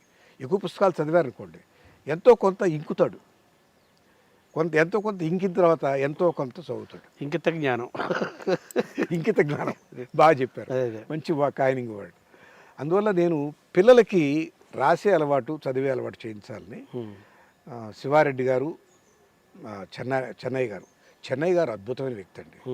ఏ కార్యక్రమం మనం రూపకల్పన చేయమంటే మనం ఆలోచన ఇస్తే ఆచరణలో పెట్టేస్తాడు ఆయన పర్ఫెక్ట్గా. సో మీలో పద్యం ఎవరి ద్వారా ప్రవేశించిందని చెప్పాలి సార్? పద్యం పట్టు కూడా మీకు చాలా ఇష్టం కదా ప్రబంధాలు. నాకు మద్రాసులో కేసరి స్కూల్లో, అదే అరవింద్ మేము కలిసినప్పుడు విద్వాన్ కణ్వశ్రీ అని ఉండేవారు. ఆయన నెల్లూరులో ఆర్ఎస్ఆర్ఎం హై స్కూల్లో కంటే పాపయ్య ఇద్దరు పద్యాలు ఆహా ఏం చదివేవాళ్ళండి. ఎక్కడ ఆపాలో, ఈ నాటకాలలో పద్యాలు నాకు నచ్చవు, ఏమనుకోవద్దు ఇలా అన్నాను. నాటకాల్లో పద్యాలు చదివే చాలామంది బాధపడతారు. మా గుమ్మడి గోపాలకృష్ణ గారు కూడా బాధపడతారు. ఆయనతో కూడా చెప్పాను సరాసరి, నాకు మీ తీసే రాగాలు ఇష్టం ఉండవండి, దాన్ని కుదించాలి అర్థవంతంగా. అది అర్థవంతంగా ఉండాలి. ఎక్కడ ఆపాలో అక్కడ ఆపాలి. అది ఏదో ఆర్భాటంగా నాకింత ఊపిరి సత్తా ఉంది అని ఇలపాటి రఘురామయ్య గారు తీసేవారు. అర్థం ఉండదు, దానికి ఏముండదు అంటూ వాళ్ళ ప్రజ్ఞ చూపించడానికి పనికొస్తే కానీ దాంట్లో సారస్వం, దానికి ఆకర్షణ ఏమి లేవు. ఈ ఇద్దరు కంటే పాపయ్య గారు, విద్వాన్ కణ్వశ్రీ గారు పద్యం చదివితే మీరు వచనం చదవాలనిపించదు. వచనం చదవబుద్ధి కాదు, వినబుద్ధి కాదు, అంత గొప్పగా. పాటల కన్నా పద్యానికే నేను పెద్దపీట వేశాను, పట్టాభిషేకం అన్నాను. నేను ఎవరన్నా సంగీతకారులు వచ్చి వాళ్ళు అడుగుతుంటారు, మేము కొన్ని కార్యక్రమాలు చేసుకుంటాం, డబ్బులు ఇవ్వండి అని, సంవత్సరానికి ఇంత అని. వాళ్ళకు కండిషన్ పెట్టేశాను, ఏ కచేరీ చేసినా, ఏ పాట పాడినా పాటకు ముందు ఒక పద్యం చదివితే నా సపోర్ట్ ఉంటుంది. శరత్ చంద్ర కూడా పాటించాడు. ఇప్పుడు చంద్రతేజ పాటిస్తున్నాడు. పాట పాడే ముందు నన్ను గుర్తు చుట్టుకొని పద్యం చదివి ఆ తర్వాత అమ్మయ్య వాడికి పెట్టాల్సిన పెండం పెట్టేశారు, అయిపోయింది అనుకొని చదువుతున్నాడు. అలా భావిస్తున్నారు వాళ్ళు, ప్రార్థన కాకుండా పెండంగా భావిస్తున్నారు. ఏం చేస్తాం ఇప్పుడు? వాళ్ళకి ఏంటంటే ప్రతిసారి పద్యం గుర్తురాదు. పద్యం అనేది అదొక సాధన అండి. అదే గుర్తుపెట్టి పాటలు పాడేస్తారు కానీ పద్యం పాడడానికి భయపడతారు. కానీ బాగా అలవాటు చేసుకుంటే అది ఎక్కువ ఆకర్షిస్తుంది మనిషి. పాటకేముందండి, వాద్య సహకారం ఉంటుంది, పల్లవి ఉంది, చరణం ఉంది, బిప్పించడానికి అనేకం ఉన్నాయి. పద్యం అట్ట కాదు, భావం రావాలి. ఎక్కడ ఆపుతున్నాడో, ఎక్కడ పెంచుతున్నాడో, ఎక్కడ తగ్గిస్తున్నాడో, స్వరం లోపల ఉన్నటువంటి మ్యాటర్ బట్టి పెరగడం తగ్గడం అన్నీ ఉంటాయి. బాబా ఎప్పుడు వచ్చి తీయు అన్నాడు అనుకోండి, ఎప్పుడు వచ్చి తీయడానికి దృఢంగా అడగడు, ప్రేమగా అడుగుతాడు. అందరూ సుఖులే బాగున్నారని చెప్పినప్పుడు దీర్ఘం తీస్తాడు. ఎందుకు తీస్తాడు? వాళ్ళందరూ సుదీర్ఘంగా చాలా కాలంగా బాగున్నారా లేదా అని. అన్ని భావాలు మిళితమైనటువంటి రాగాలాపన పద్యం. పాటలు ఏముందండి. అదే అందుకే పేసపాటి నరసింహమూర్తి గారు పద్యం పాడాలా చదవాలా అంటే పాడక్కర్లేదు, చదవక్కర్లేదు, అరవకపోతే చాలు అన్నాడు ఆయన. ఇది ఇంకో జోక్ కూడా చెప్పుకోవాలి. మనం హాస్యం అన్నారు కదా మీరు. ఒకడు పద్యం పాడాడట, వన్స్ మోర్ అన్నారు. ఆహా, వాడు వచ్చిపోయి పాడుతున్నాడు. మూడోసారి, నాలుగోసారి, 9 అయిన తర్వాత డౌట్ వచ్చింది, ఏమిటా ఇన్నిసార్లు పాడాలంటే సరిగా చదివి అన్ని తప్పులు చదువుతున్నావు, ఒక్కసారినా బాగా చదువుతావు. అట్లా బాగా చదవకపోయినా వన్స్ మోర్లు వస్తుంటాయి. నువ్వు కరెక్ట్గా పాడేంత వరకు వన్స్ మోర్ అంటూనే ఉంటారు. 75 ఏళ్ళు పూర్తి చేసుకున్నారు. జీవితం పెద్ద జీవితం 75 ఏళ్ళు ఉంటాయి. మీ జీవితాన్ని ఒకసారి మీరు సమీక్ష చేసుకుంటే మీకు ఏమనిపిస్తుంది? ఈ ఎత్తుపల్లాలు ఇవన్నీ చూసిన తర్వాత పద్మభూషణ్ వచ్చింది, 3 విశ్వవిద్యాలయాలు ప్రఖ్యాతమైన డాక్టరేట్లు ఇచ్చాయి, అనేక మందితో పరిచయం వచ్చింది, పెద్ద గౌరవం వచ్చింది. వరప్రసాద్ రెడ్డి గారు అనే అన్ని సమాజాల్లో ఒక గౌరవాన్ని పొందారు. ఇదంతా మీరు ఊహించారా? మీ జీవితాన్ని సమీక్ష చేసుకుంటారా? ఇది ఊహించినది కాదు, రచించింది కాదు. అది అలా ఒక పద్యంలాగా సాగింది, ఒక పాటలాగా పెనవేసుకుంది. ఆ పద్యం తేటగీతులో సాగింది, అందంగా కంద పద్యంలాగా సాగింది, దృఢంగా శీర్షపద్యంలాగా సాగింది. అది నేను ఊహించింది కాదు, అది భగవత్ ప్రసాదం. ఏవి కూడా నేను ఈ రకంగా కావాలి, ఈ రకంగా చేయాలని చేయలేదు. ఒక సందర్భానికి రియాక్ట్ అయ్యాను అంతే, ఒక సందర్భానికి స్పందించాను. వ్యాక్సిన్ లేవు అన్నారు, మరి మీరు చేసుకోలేరన్నారు, మనం చేసుకోగలం అనుకున్నాను, చేశాను. అంతేగాని ఆ వ్యాక్సిన్ లేవు మీరు చేయలేరన్న మాట అనకపోతే నాకు దాని వైపు దృష్టి లేదు. నేను హాయిగా గవర్నమెంట్ ఉద్యోగిని. ఆ ఉద్యోగం ఎందుకు చేయలేదు మీరు అడిగితే అక్కడ వాళ్ళు చేస్తున్నటువంటి అరాచకం నాకు నచ్చక నాకు ఈ ఉద్యోగం వద్దు అనుకున్నాను. వద్దు అనుకున్నవాడు వ్యవసాయానికి పోయిన వాడిని కాదు ఇంకో దగ్గర వచ్చి పని చేయని ఒక ఆయన అడిగినప్పుడు రామ్కే వేప గారు అక్కడ పోయి చేశారు. నీకు కోరుకుంది కాదు ఆ ఉద్యోగం. సరే, ఆ 2 ఉద్యోగాలు నాకు వదిలేసాను. ఇంక మళ్ళీ వ్యవసాయానికి వెళ్ళిపోవాలనుకున్నాను. అనుకున్నది జరగలేదు. మళ్ళీ ఆయన హైదరాబాద్ బ్యాటరీస్ ప్రమోటర్ జగదీష్ ప్రసాద్ గారు లేదు నీలాంటి టాలెంటెడ్ వాడు వ్యవసాయం మీద దృష్టి పెట్టకూడదు, వ్యవసాయానికి ఇంత నీలాంటి కుశాగ్ర బుద్ధి అక్కర్లేదు, నా దగ్గర రా అని చెప్పి ఆయన తీసుకెళ్ళాడు. ఏది కూడా నేను రచించుకుంది కాదు, నన్ను నడిపించాడు భగవంతుడు. అది కూడా ఆయన పక్కకు తోసేశాడు. నేను బయటకు రావాలనుకోలేదు. హైదరాబాద్ బ్యాటరీస్ నుంచి నేను బయటకు వచ్చి ఇంకా పెద్దవాడిని అయిపోతామని ఆలోచించింది కాదు. ఆయనే చాలు రానని చెప్పని బయటకు నెట్టాడు. అది కూడా భగవత్ ప్రసాదమే. బయటకు వచ్చిన తర్వాత యాదృచ్ఛికంగా ఇది వ్యాక్సిన్లు లేవు కావాలి అని వినడం భగవంతుడు నాకు కల్పించిన అవకాశం. అయితే మనం చేయొచ్చు కదా అని చెప్పని నేను ప్రయత్నం చేశాను. ఎవరు చేయలేదు. ఎవరు చేయకపోతే నేనే చేయాలి కదా అని కూర్చున్నాను. ఇప్పుడు మీరు ఆలోచిస్తే ఈ క్రమం అంతా ఏదైనా నేను కోరుకుని చేశానా? నేను కోరుకుని చేయలే, చేయవలసింది చేశా. చేయవలసింది అన్నటువంటి సందర్భం భగవంతుడు కల్పిస్తూ వచ్చాడు. అందుకే ఇంగ్లీష్లో అంటారు, efficiency is doing things right, effectiveness is doing right things. నా చేత రైట్ థింగ్స్ చేయించడానికి, నాలో ఎఫెక్టివిటీని పెంచడానికి భగవంతుడు కొన్ని సన్నివేశాలు, సందర్భాలు సృష్టి చేశాడు. గవర్నమెంట్ జాబు ఇప్పించాడు, ఒక క్రమము పద్ధతి జీవితంలో. అది సరిగా లేదనిపించాడు. ఈటాటి దగ్గర నేను ఉండలేదు అని చెప్పి వచ్చేసాను. ఇంకో గవర్నమెంట్ జాబ్ ఇప్పించాడు, ఇక్కడ నాకు నచ్చలేదు బయటకు వచ్చేసాను. ఒక ఎంటర్ప్రినర్గా మార్చాడు, ఆ ఎంటర్ప్రినర్ పార్ట్నర్ బయటకు తోయించాడు, బయటకు వచ్చాను. మళ్ళీ ఎక్కడో అనుకోకుండా ఈ వ్యాక్సిన్ గురించి ప్రస్తావన, మన దేశం గురించి చిన్న చూపు వినిపించాడు, కనిపింపజేశాడు. రియాక్ట్ అయ్యాను, చేశాను. నా ఎన్ని రియాక్షన్స్ నేనంతటా నేను ఇది చేయాలి, నేను ఇది కావాలి అని కోరుకుంది కాదు. నేను రచించుకున్న స్వప్నం కాదు ఇది, నాకు సంప్రాప్తించిన స్వప్నం. మీ కళ మీరు అనుభవిస్తున్నారు కానీ అది మీరు కన్న కళ కాదు. సరే, వ్యాక్సిన్ భారతదేశంలో వ్యాక్సిన్ అనగానే వరప్రసాద్ రెడ్డి గారు ఎందుకు ఫస్ట్ ఇండిజినస్ వ్యాక్సిన్ తీసుకొచ్చింది మీరే. అది చరిత్ర, అది మర్చిపోలేని చరిత్ర. దాని ద్వారా మన దేశానికి మేలు జరిగింది, పాకిస్తాన్ వంటి దేశాలకు కూడా మేలు జరిగింది, అనేక దేశాలకు మీరు ఇచ్చారు. అది హిస్టరీ.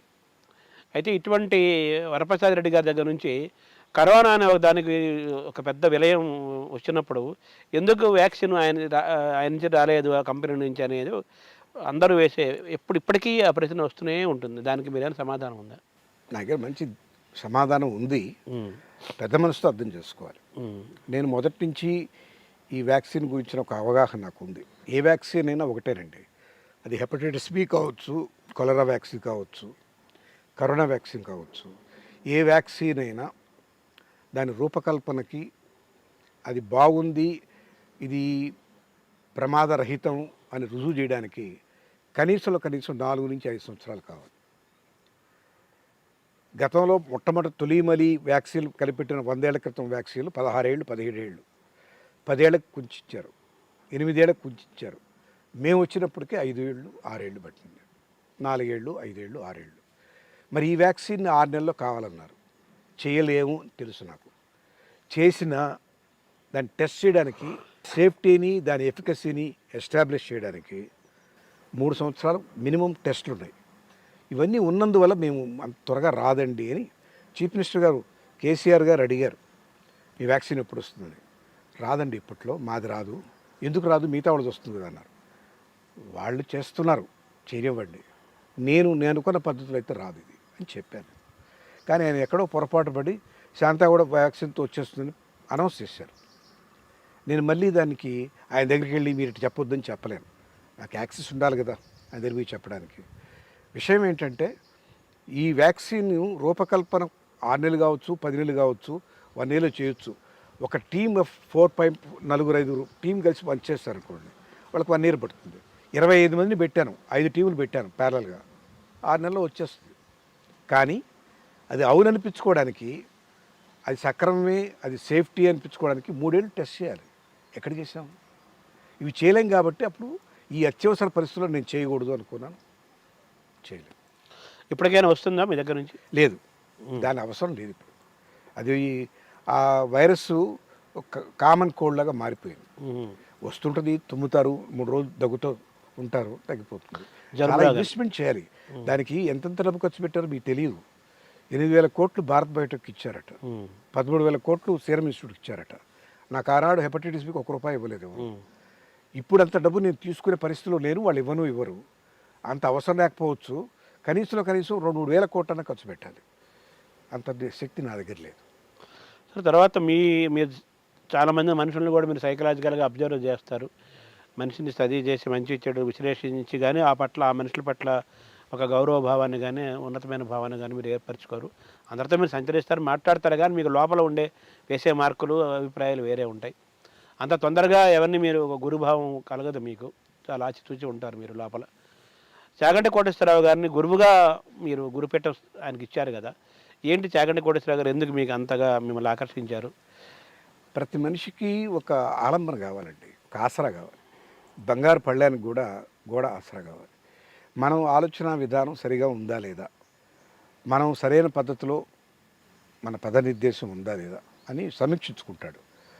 ఈజియెస్ట్ థింగ్ ఏంటంటే గురువు. Reflect on him. తల్లిదండ్రులు ఉంటే తల్లిదండ్రులు, వాళ్ళు విశ్లేషించి చెప్పలేని పరిస్థితిలో ఉన్నప్పుడు అనేక పుస్తకాలు చదివి అనేక వాంగ్మయాల సారాన్ని నిబిడీకృతం చేసుకున్నట్టు మహానుభావులు గురువులు, వాళ్ళైతే మీకు దిశానిర్దేశం చేయగలరు. ఆ క్రమంలో నేను వెతుకుతున్నానని చెప్పను, కానీ ఒక అయోమయ స్థితిలో ఉన్నాను, ఎవరా అని. నేను చాలామంది చూస్తే నాకు అర్థమైంది, వాళ్ళు అనేక మంచి విషయాలు చెప్తారు. చెప్పడం చూసి నేర్చుకోవడం కష్టం అండి, చేసేది చూసి నేర్చుకోవడం ఈజీ. ఒక ఇంట్లో ఒక తండ్రి అరే సిగరెట్ తాగకూడదు అని చెప్తూ సిగరెట్ తాగుతున్నాడు అనుకో, సిగరెట్ తాగుతామాట చెప్తుంటే అది వాడి పిల్లోడికి ఇది ఒక హాస్యాస్పదంగా ఉంటుంది, ఇది పెద్ద మోకరీరా అనుకుంటాడు. తండ్రి మీద గౌరవం తగ్గిపోద్ది, ఉండాల్సిన గౌరవం కూడా ఉండదు. నాకు జరిగింది అదే. నేను చాలామంది చూశాను, బాగా ఈయన ఇంత గొప్పగా చెప్తారు భగవద్గీత గురించి, ఆహా అని మెచ్చుకుంటే ఆయన ప్రవర్తించే తీరులో, ఆయన ఆచరణలో ఉన్న లోపాలు చూసి చెప్పడం వరకే పరిమితం. ఈయన చేయడంలో అది వీలవుద్దా కాదా రుజువు చేయలేదు. ఈయన ఒక మంచి సత్యం వద ధర్మం చెర అన్నారు, ఆయన పాటించినా కూడా ఆయన 2 కాళ్ళ మీద నడవగలిగితే, 3 పూట్ల తినగలిగితే, ఓ పూట నిద్రపోగలిగితే ఆయన సక్సెస్ఫుల్ మ్యాన్. సత్యం వద ధర్మం చెర చెప్పి అవి పాటించకుండా అన్ని జీవితాలు అనుభవిస్తున్నాడు అనుకోండి. ఆయన చెప్పిన 2 మాటలు నేను పాటిస్తే నేను బతకగలనా లేదా డౌట్ వస్తుంది కదా నాకు. అసలు వ్యాపారంలో అబద్ధమే చెప్పకూడదు నువ్వని ఎవరు చెప్పారు, ఆయన అన్ని అబద్ధాలు చెప్తున్నాడు. అబద్ధమే చెప్పకూడదు అని ఆయన నిజంగా బాగా ఉంటే నాకు రుజువు, ఆయన ఆచరణ లేదు. అందుకే నేను నిర్ణయానికి వచ్చా, చెప్పింది ఆచరించేవాడు, ఆచరించిందే చెప్పేవాడు నా గురువు. అది ఎవరు అని నా రాడార్ చాగంటి కోటేశ్వరరావు గారి మహానుభావుడి దగ్గర ఆగిపోయింది. ఆయన ఏం చెప్తారో అదే చేస్తారు, ఏమి చేస్తారో అదే చెప్తారు. అంటే ఆయన ఆచరణలో మీకు నచ్చింది ఏంటి? ఆయన నమ్మిన సిద్ధాంతం ఎంత ప్రగాఢంగా నమ్ముతాడంటే, ఆయన ఈశ్వరుడు నమ్మాడు. ఈశ్వరుడు అంటే బ్రహ్మం, అది విష్ణువు కావచ్చు, ఎవరు కావచ్చు, కృష్ణుడు కావచ్చు, శక్తి స్వరూపం ఎవరైనా. ఆయన అన్నింటినీ ఆయనకు అప్పచెప్పేస్తారు. ఆయన దాని గురించి వరి గారు ఇక ఆయన చెప్పారండి, ఆయన చూసుకోవాలి. నా దగ్గర లేదు ఇకనది, ఆ సమస్య ఆయన దగ్గర ఉంది. ఎన్నో సందర్భాలు చూశాను, అంత నిష్పూచిగా ఉండిపోతారు. వాళ్ళ అమ్మాయి అమెరికాలో, అమ్మాయి కవల పిల్లలు, ఆయన వెళ్ళాలనుకుంటే వెళ్ళొచ్చు, ఆచారం నమ్మారు. ఆయన వెళ్ళకూడదు, సముద్ర తీరం దాటకూడదు అని స్థిరీ చెప్తారు. స్వాములు ఎవరు వెళ్ళరు. నేను అడిగాను, గురుగారు ఎందుకు వెళ్ళలేదు మీరు అని, కారణం తెలుసుకోవాలి. ఎంత ప్రాక్టికల్ ప్రాబ్లం చెప్పారంటే, ఏమండి ఈ టైం జోన్ వేరు, ఆ టైం జోన్ వేరు కదా. త్రిసంధ్య చేసుకునేవాడిని, త్రికాల సంధ్య చేసుకునేవాడు నాకు ఎలా వీలవుద్ది? ఏ ఏ జోన్లో ఉన్నానో ఎయిర్ క్రాఫ్ట్లో కూర్చొని నాకు ఎట్ట అర్థం అవుద్ది? మిస్ అయిపోతాను కదా. మనం అవసరాలు చాలా ఉంటాయి శరీరానికి. మల విసర్జన చేసాం, స్నానం చేయాలి. ఎయిర్ క్రాఫ్ట్లో స్నానం చేయగలనా? చేయకుండా నేను ఇటు పని సంధివారుస్తాను, తప్పు కదా. ఇవన్నీ పెట్టే మన పెద్దవాళ్ళు పెట్టుంటారు, అది నమ్మాను నేను, అందుకని పోను. ఎంత అవసరం ఉన్నా పోలేదు. వాళ్ళు వచ్చేయమన్నారు, వాళ్ళు వచ్చేసారు అనుకోండి చివరికి. అంటే నమ్మిన సిద్ధాంతం. అదే ఇవాళ ఎంతమంది మనకు చాలామంది చూస్తున్నాం స్వాములంతా, అక్కడ ఆశ్రమాలు, అక్కడ ఇది, ఇక్కడ ప్రతి నెల వెళ్తున్నారు. మరి వాళ్ళ సంధ్యా సమయాలన్నీ డిస్టర్బ్ అయిపోలేదా? వాళ్ళ ఆచారం కొంత భ్రష్టం కాలేదా? వాళ్ళు చెప్పింది ఆచరించగలిగారా? ఆయన ఆచరిస్తారు. నాకు అది అంటే ఎవరైతే ఆచరించడమే అదే కదా ఆచార్యత్వం. ఆచరించిన వాడే చెప్పదగిన వాడు, అనుసరించదగిన వాడు. మిగతా వాడు చెప్తారు, విని నేర్చుకొని నువ్వు బాగుపడితే సంతోషమైన, తప్పను నేను. అలాంటి వాళ్ళు తప్పనే అంటలేదండి. అది చూసి ఫాలో కాగలిగిన వాళ్ళు ఎవరు ఉంటే మంచిదే. నాకేమిటంటే నేను నా ప్రాక్టికాలిటీ అది ఆచరించి చెప్తే నేను నమ్ముతా. మీ ఇష్ట దైవం ఎవరు సార్? నాకు అట్ట ఇష్ట దైవం అని అంటే ఎవరు లేరండి. నాకు మా అమ్మ ఒక మంత్రం చెప్పింది, చదువుతాను. నాకు మా అమ్మ ఒక ఆయన చేత చెప్పించింది, ఆయన ఆంజనేయ మంత్రం చెప్పించారు, చదువుతాను. మా అమ్మే మధ్యలో దుర్గా సప్తశ్లోకి చదువు భయ అంది, చదువుతాను. మరి ముందు రాముడి మంత్రం చెప్పింది, శ్రీరామ రామ రమే రామే మనోరమే. తర్వాత ఆమె దుర్గా సప్తశ్లోకి చదవమంది, చదువుతున్నాను. ఇప్పుడు నాకు ఇష్ట దైవం నేను ఏం చెప్పాను? నేను గబుక్కని లేచేటప్పుడు రామచంద్ర అని లేస్తా. మరి రామచంద్రుడికి ఇష్టమా అంటే అయ్యుడొచ్చు, నాకు తెలియదు. తెలియకుండా అనాలోచితంగా లేచినప్పుడు కూర్చో అమ్మ రామచంద్ర అని కూర్చుంటారు. చాలామంది అనుకుంటారు రామచంద్రుడికి ఇష్టమా అని, అయ్యుండొచ్చు, తెలియదు. నాకైతే తెలియదు. దైవాలన్నీ ఇష్టమైన అని భావించి ఒక బ్రహ్మస్వరూపం ఉంది, దానికి రూపం ఉందో లేదో తెలియదు. అనేక రకాలుగా ఇప్పుడు మనకు ఎన్ని మనోభావాలు ఉంటాయో, కాసేపు శాంత స్వభావం ఉంటాను, కాసేపు హాస్యంగా ఉంటాను, కాసేపు కోపంలో ఉంటాను. రుద్రుడు నేనే, చలాకీగా మాట్లాడే హాస్యంగా ఉండే ఎవరు నారద మహర్షిని నేనే, శాంతంగా ఉండే విష్ణుమూర్తిని నేనే, అన్నీ నేనే. అన్నీ మనలోనే ఉన్నాయి, అన్నీ మనలోనే ఉన్నాయి అని మీరు గ్రహించారు, అంతే కదా. అంతే. ఒక ప్రత్యేకంగా గురువు దైవం కంటే మిన్నగా తల్లిదండ్రుల పట్ల అంత భక్తి ప్రవర్తులు కలగటం, నిత్యము ఆ స్మరణలో ఉపాసన ఉండటం, ఇది మీకు ఎలా అబ్బింది? ఎలా అబ్బిందని నాకేం నా దగ్గర సరైన సమాధానం లేదు, మోహన్ రాగల్లాగా. అంతే.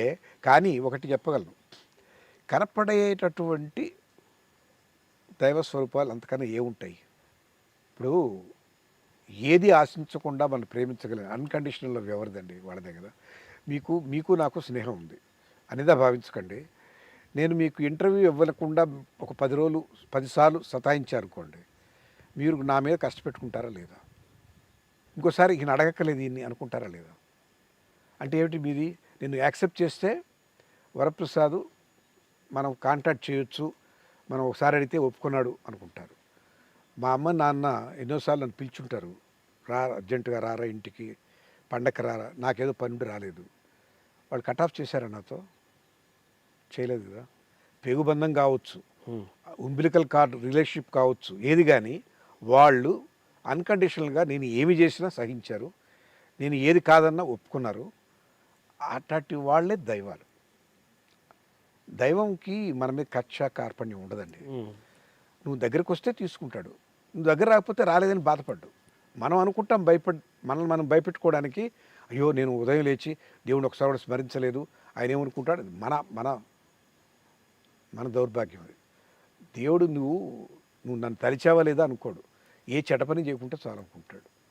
పిల్లడు ఆడుకుంటే పడకుండా ఆడుకుంటే చాలు అనుకుంటాం మనం, అంతే కదా.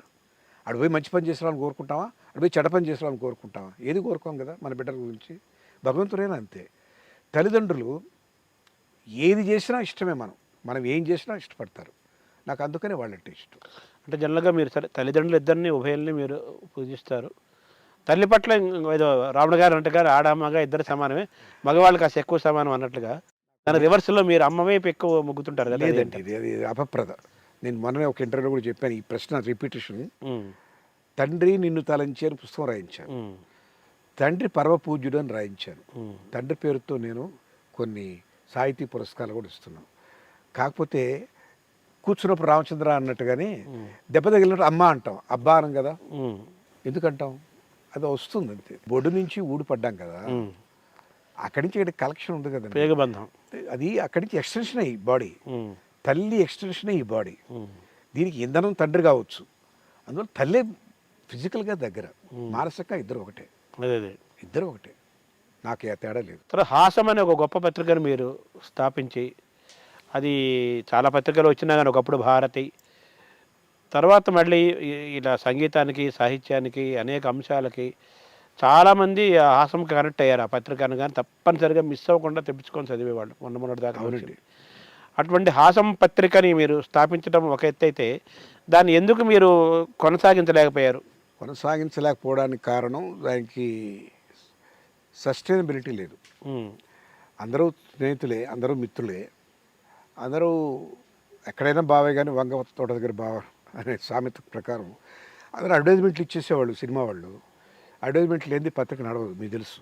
ఇవాళ ఈనాడైనా, ఆంధ్రజ్యోతి అయినా, సాక్షి అయినా అడ్వర్టైజ్మెంట్ లేకపోతే వాళ్ళకి మనుగడ లేదు. మాకు అందరూ అడ్వర్టైజ్మెంట్లు వేయమని ఇచ్చేవాళ్ళు, డబ్బులు ఇచ్చేవాళ్ళు కాదు. అందరూ స్నేహితులే, రామానాయుడు గారి స్నేహితులే, అరవింద్ స్నేహితులే, అందరూ అడ్వర్టైజ్మెంట్లు ఉంటాయి, డబ్బులు వచ్చాయి కావు. సెల్ఫ్ సస్టైనింగ్ కాదు అది. 48 లక్షల దాకా ఖర్చు అయింది, ఎప్పటికీ కావట్లేదు. అదొక కారణం, అదొకటే కారణం కాదు. అయినా నేను సిద్ధపడి, ఇప్పుడు ఆ రోజుల్లో నాకు అంత ఎక్కువ డబ్బులు లేవు, అయినా పెట్టాను. ఇప్పుడు పెట్టగలిగిన స్థితి ఉంది, కానీ దాన్ని నడపగలిగినటువంటి ఎంతూజియాజం ఉన్నటువంటి వాళ్ళు ఎంబీఎస్ ప్రసాద్, నాలాగే వయసు అయిపోయింది, దానికి బాగా ఆయువు పట్ల లాంటి వాడు ఎంబీఎస్ ప్రసాద్, ఆయన బాగా నిర్వహించాడు. రాజా బోడంత కంటెంట్ ఉండింది ఆయన దగ్గర, ఆయన ఇచ్చాడు.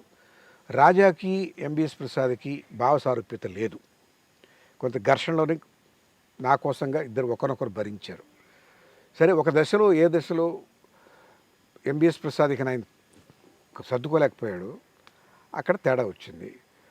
ఈ అబ్బాయి రాజా గారు దాన్ని ఒక మార్వాడి కంపెనీకి అమ్మేయాలని చూశారు, మాకు చెప్పకుండా. మాకు నచ్చలేదు అది. ఇప్పుడు మా పేరుతో ఉన్నటువంటి పత్రిక వాళ్ళ అభిరుచుల మేరకు వాళ్ళు ఏం చేస్తారు, దాన్ని ఏ రకంగా తీర్చిదిద్దుతారో తెలియదు, ఇంత సాహిత్య విలువలు ఉంటాయో తెలియదు, ఇలాంటి కంటెంట్ కాకుండా ఇంకే రకం కంటెంట్ పెడతారో తెలియదు. తెలియకుండా ఎవరికంటే వాళ్ళకి దత్తత ఇవ్వం కదా మన పిల్లల్ని. సంప్రదాయం ఆ సందర్భం ఉండాలి కదా, సదాచారం ఉంటే ఇస్తాం. ఇక మనం నడపలేమని చెప్పి క్లోజ్ చేసాం. ఎప్పుడైతే ఆ అబ్బాయి రాజా దీన్ని ఒక మార్వాడీలకి అప్పచెప్పాలని ఆలోచన చేశాడని మాకు తెలిసిందో ఫుల్ స్టాప్ పెట్టేశాం. ఇప్పుడు ఆ పత్రిక ఆగినప్పటికీ కూడా హాసం ప్రచురణలు కొనసాగిస్తున్నారు కదా మీరు? హాసం ప్రచురణలు చేస్తున్నారు కదా? చేస్తున్నాం. హాసం పక్షపత్రిక లేదు కానీ పుస్తకాలు వేస్తూనే ఉన్నాం హాసం తరఫున. తర్వాత మనిషి ఆనందంగా ఉండటానికి, శారీరకంగా మానసికంగా ఆరోగ్యంగా ఉండటానికి మీరు చెప్తుంటారు మామూలుగా, ఇలా ఉంటే మీరు 100 ఏళ్ళు జీవించవచ్చు, హాయిగా ఉండొచ్చు అంటున్నారు కదా. అవి మీరు చెప్పే సూత్రాలు ఏంటి సార్, ఆరోగ్య సూత్రాలు? శరీరానికి వ్యాయామం అవసరం అండి. ఈ శరీరం పెంచి పోషించుకోవడానికి ఆహారం ఎంత అవసరమో, ఆహారం లోపల మన శరీరంగా మారిపోవడానికి తగిన పరిశ్రమ ఉండాలి. పరిశ్రమ లేకపోతే పనిచేయదు. మీకు ఏదైనా ఒక వస్తువు కొన్నారనుకోండి, వాడకపోతే అది అట్రిషన్, పాడైపోతుంది, రెస్ట్ పట్టిపోతుంది. Too much of rust will give you rusting. శరీరానికి వ్యాయామం, బుద్ధికి మేధస్సు కావాలి, చదవాలి, అర్థం చేసుకోవాలి, రాయడము, చదవడము, బుద్ధికి మేధస్సు కావాలి. మనసుకు ప్రశాంతత, ధ్యానం చేసుకోవాలి తప్పనిసరిగా. ఆహ్లాదం కావాలంటే కళల పట్ల మక్కువ పెంచుకోవాలి. ఒక సంగీతమో, సాహిత్యమో, చిత్రలేఖనమో, ఒక నాటకము, నృత్యము, ఏదో ఒకటి. అన్నిటికన్నా పరమానందం పొందగలిగేది ఒక సేవ చేస్తేనే వస్తుంది, అది అల్టిమేట్. ఆహ్లాదం వేరు, సంతోషం వేరు. ఆహ్లాదం అనేది మనసు ప్రఫుల్లంగా ఉంటుంది. You are in floating this one.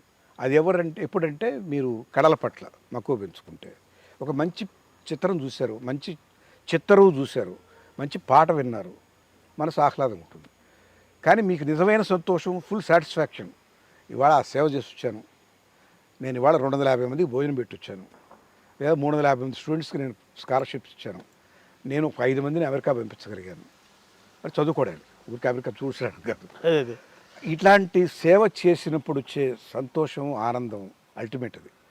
So ఒక్కొక్క వాటిని ఏమనాలి, కర్మేంద్రియాలు, జ్ఞానేంద్రియాలు అంటే శరీరానికైతే వ్యాయామం కావాల్సిందే, బుద్ధికి మేధస్సు కావాల్సిందే, మనసుకు ప్రశాంతత, ధ్యానం కావాల్సిందే, హృదయానికి ఆహ్లాదం కావాల్సిందే, ఓవరాల్గా మనిషికి సేవా నిరతి వల్ల వచ్చే ఆనందం కావాలి. అప్పుడు మనిషి సంపూర్ణంగా జీవించినట్టు, పరిపూర్ణంగా జీవించినట్టు, ఏ రోగాలు లేకుండా జీవించి వెళ్ళిపోతున్నట్టు. ఈ రోగం లేకుండా వెళ్ళిపోవడమే మోక్షం. మోక్షానికి నా డెఫినేషన్ అదే, ఏ రోగం లేకుండా శరీరాన్ని అనాయాస మరణం, వినాదైన్యన జీవనం. మీరు ఏ స్టేట్ ఆఫ్ ఇదిలో మీరు ఆనందంగా ఉన్నారా, ఎలా చెప్పాలి? మీ నేను జీవితాన్ని? చాలా వరకు ఉన్నాను కానీ సంపూర్ణంగా లేనండి. వాస్తవం చెప్పాలి, ఎవరం కూడా మనందరం సాధకులమే. సాధించిన తర్వాత మనం అటైన్ చేసినట్లు లెక్క. ఈ వీఆర్ ప్రజెంట్ కంటిన్యూస్. మనం ఆ ప్రయాణంలో ఉన్నాం, అట్లీస్ట్ దారి తప్పలేదు, ఆ దారిలో ఉన్నాను. అటైన్ చేసావా లేదా అంటే చాలా ప్రయాణం ఇంకా ఉన్నట్టుంది. నా దృష్టిలో వాటిని అధిగమించాలంటేనండి, కనీసంలో కనీసం మీకు కోపం అనేది పోయి ఉండాలి మీ తత్వంలోంచి, మీ శరీరంలోంచి. నాకు ఇంకా అప్పుడప్పుడు వస్తుంది కోపం. దాని అర్థం ఏంటంటే ఇండికేటర్ అది, నాయన నువ్వు ఇంకా పరిపూర్ణుడు కాలేదురా అని. మిగతా ఇది జయించినట్టున్నాను. నేను ఎవరిని పగబెట్టుకోలేదు, క్షమించాను చాలామందిని. ఎవరికైనా ఎవరి పట్ల దయతోనే ఉన్నాను. ఏ విషయానికైనా స్పందిస్తున్నాను మానవతా హృదయంతో. కానీ కోపం ఎప్పుడు రాదంటే తాటా కోపంలాగా వస్తుంది, అది కూడా రాకూడదట. అందువల్ల నేను సాధకుడుగానే ఉన్నాను. సాధకుడుగా ఎంతకాలం ఉంటానో, ఆ బాధలో ఎంతకాలం ఉంటానో తెలియదు. కోపాన్ని కొంతవరకు జయించారా? చాలా వరకు జయించాను, కానీ ఉంది, ఇంకా వస్తుంది. పూర్తిగా అనేది అంత ఈజీ కాదు కదా. ఇప్పుడు కోపం కంటిన్యూస్గా ఉంటే క్రోధంగా మారుతుంది. అవును. క్రోధం లేదు ఇప్పుడు, క్రోధం ఎలిమినేట్ చేశాను. కోపం వస్తుంది, తాటాకు మంటలాగా వస్తుంది, సుప్పని వస్తుంది. ఇంట్లో పెళ్ళి బయట వాళ్ళ మీద ఎప్పుడు కోపడు. షార్ట్ టెంపర్ ఏంటి, ఇంట్లో వాళ్ళ మీద వస్తుంది. మళ్ళీ టక్కన గుర్తు తెచ్చుకొని చా అని చెప్పిన పరిహారం. ఇప్పటికీ మీరు ఇంత జీవితాన్ని చూశారు, ఎంతమంది వ్యక్తులను చూశారు, అన్ని ఆటుపోటాన్ని చూశారు, పుస్తకాలు చదివారు, జ్ఞానాన్ని పొందారు. ఎలా ఉంటే మనిషి శారీరకంగా మానసికంగా ఆరోగ్యంగా ఉంటాడో మీరు తెలుసుకున్నారు. అయినప్పటికీ ఇప్పటికీ మీరు ఇంకా సంఘర్షణ గురవుతుంటారా? సాధకుడుగానే మిగిలిపోయాను కదా అని బాధ. సంఘర్షణే కదా ఇది. ఇంకా ఏమిటి కోపం, ఎందుకు ఇంత దూరం ఆలోచించి జాగ్రత్త పడుతున్నాను, ఎందుకు రావాలి కోపం అని పెద్ద బాధ. మిమ్మల్ని కదిలించినవి, మిమ్మల్ని మార్గదర్శనం చేసినవి, మీ మీద గొప్పగా ప్రభావితం చేసినవి పుస్తకాలు, ది బెస్ట్ బుక్స్ ఏంటి sir? Virat, the greatest book of my life. 38 పేజీల అతి చిన్న పెద్ద బాల శిక్ష వంటి పుస్తకం అది. అది చదివిన తర్వాత ఒక రకంగా నేను ఘనీభవించిపోయాను. ఒక సంవత్సరం పాటు నన్ను నేను తీవ్రంగా విమర్శించుకున్నాను. ఎవరి దౌర్భాగ్యుడా నువ్వు ఇదే అని చెప్పానని. జడ్జిమెంట్, ప్రతి ఒక్కరి గురించి జడ్జిమెంట్ చేయడం చాలా తప్పు. దాంట్లో నేర్చుకుంది, అది చాలా ప్రభావితం చేసిందని. దిగులు పడ్డాను ఆ పుస్తకం చదివిన తర్వాత, నేను ఎన్నిసార్లు తప్పులు చేశానని. దాని నుంచి బయటపడ్డాను. ఇప్పుడు ఎవరి మీద జడ్జిమెంట్ చేయను, ఒక అవగాహన వస్తే అవగాహనగానే పెట్టుకుంటాను, ఆ సందర్భాన్ని సంగంచి పెట్టుకుంటాను. ఇప్పుడు ఎగ్జాంపుల్ చెప్తాను మీకు. మీరు 11 గంటలకు వస్తున్నారు, 11:30కు వచ్చారనుకోండి, రాలేదు, మీరు కరెక్ట్గా ముందుగానే వచ్చారు. మీరు 11:30కు వచ్చారనుకోండి, లేకపోతే మా ఇంట్లో పని అబ్బాయి వీడు ఎప్పుడు ఇంతేనండి అంటాను.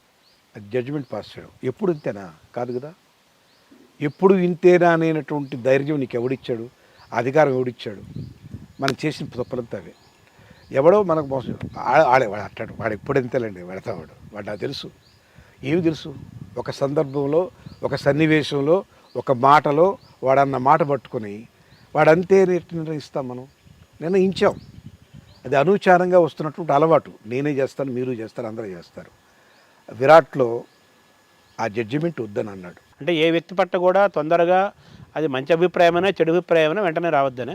చెడు గురించి చెప్పాడా, మంచి గురించి కూడా చెప్పాడా? ఏదైనా కానీ ఒక అభిప్రాయానికి, ఒక సందర్భాన్ని బట్టి ఒక మనిషిని జడ్జి చేయొద్దు, మంచివాడిని గురించి నిర్ణయించవద్దు. ఎట్లా చెప్తావు? మంచి ఈ సందర్భానికి మంచే, ఇంకో సందర్భానికి చెడ్డ కావచ్చు, జనరలైజ్ చేయొద్దు.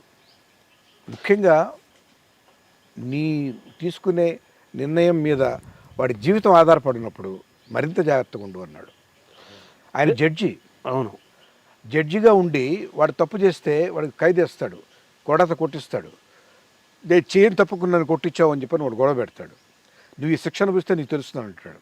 తను పోయి శిక్ష అనుభవిస్తాడు. అప్పుడు ఆయనలో మార్పు వస్తుంది. మనం ఇప్పుడు చేసామా పని చేయలేదు, కానీ ప్రతి ఒక్కరి మీద జడ్జిమెంట్ పాస్ చేస్తాం, తప్పది. జడ్జిమెంట్ చేయకూడదు. ఇంకొక పుస్తకం ఏది సార్ అన్నారు? ఇంకో పుస్తకమా?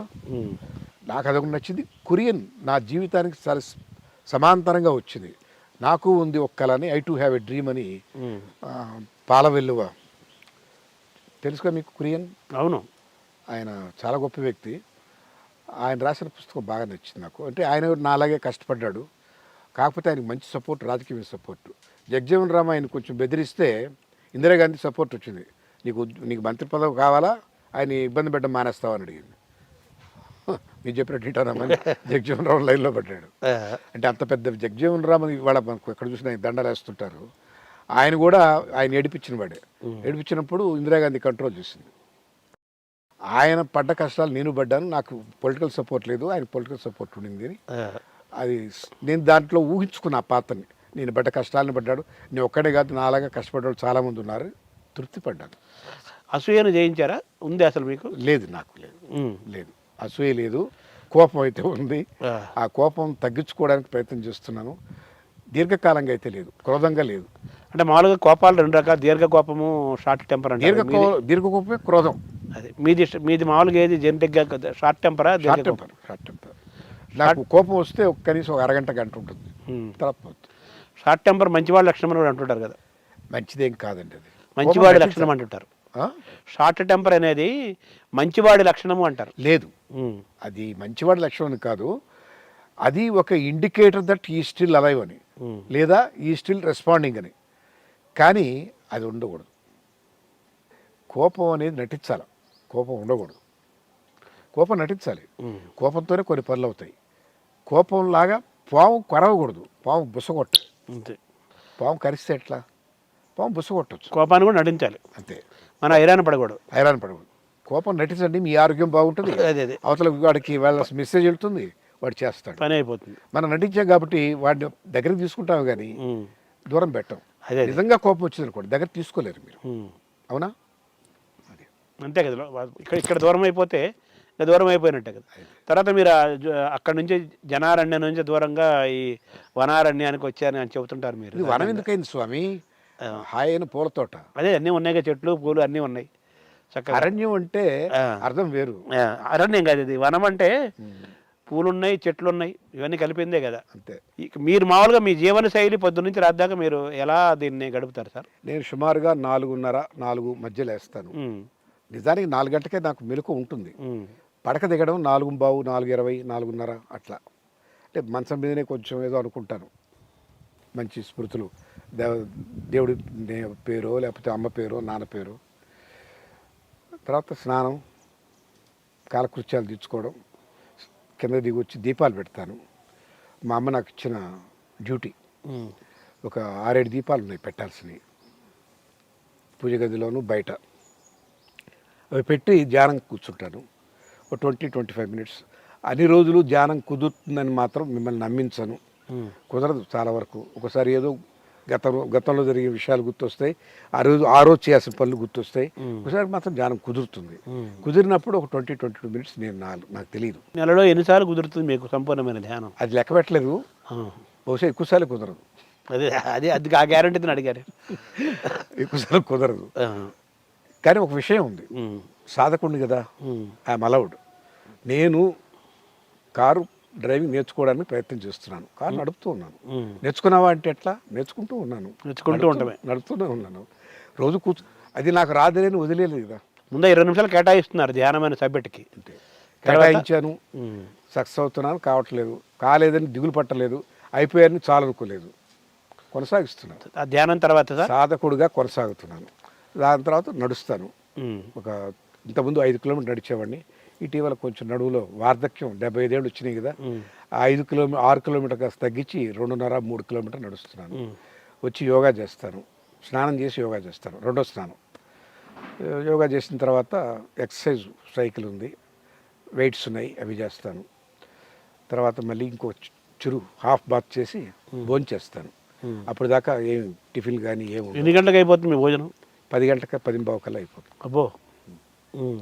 సంపూర్ణమైన ఆహారం, తెలుగు భోజనం, ఫుల్ భోజనం, ఫుల్ మీల్. అంటే చాలా తక్కువ అన్నం, ఎక్కువ కూరలు. నేను వెజిటేరియన్, సరిపోద్ది. ఇప్పుడు మారారా మొదటి నుంచి వెజిటేరియన్? మధ్య మధ్యలో అప్పుడప్పుడు నాన్ వెజిటేరియన్ తిన్నాను. ఎందువల్లంటే రష్యా అట్ట వెళ్ళినప్పుడు ఆడే ఉండేది కాదు. ఈ రోజుల్లో అన్నీ వచ్చినాయి. అక్కడ కూడా వెగాన్స్ ఉన్నాయి, వెజిటేరియన్ రెస్టారెంట్స్ వచ్చినాయి. ఒకప్పుడు కేవలం ముక్క తప్పితే వేరే లేదు. అట్టడుపు తిన్నాను. మాది నాన్ వెజిటేరియన్. కుక్క నుంచి మొక్కకు వచ్చారు ఇప్పుడు. ముక్క నుంచి మొక్కకు చాలా బాగుంది.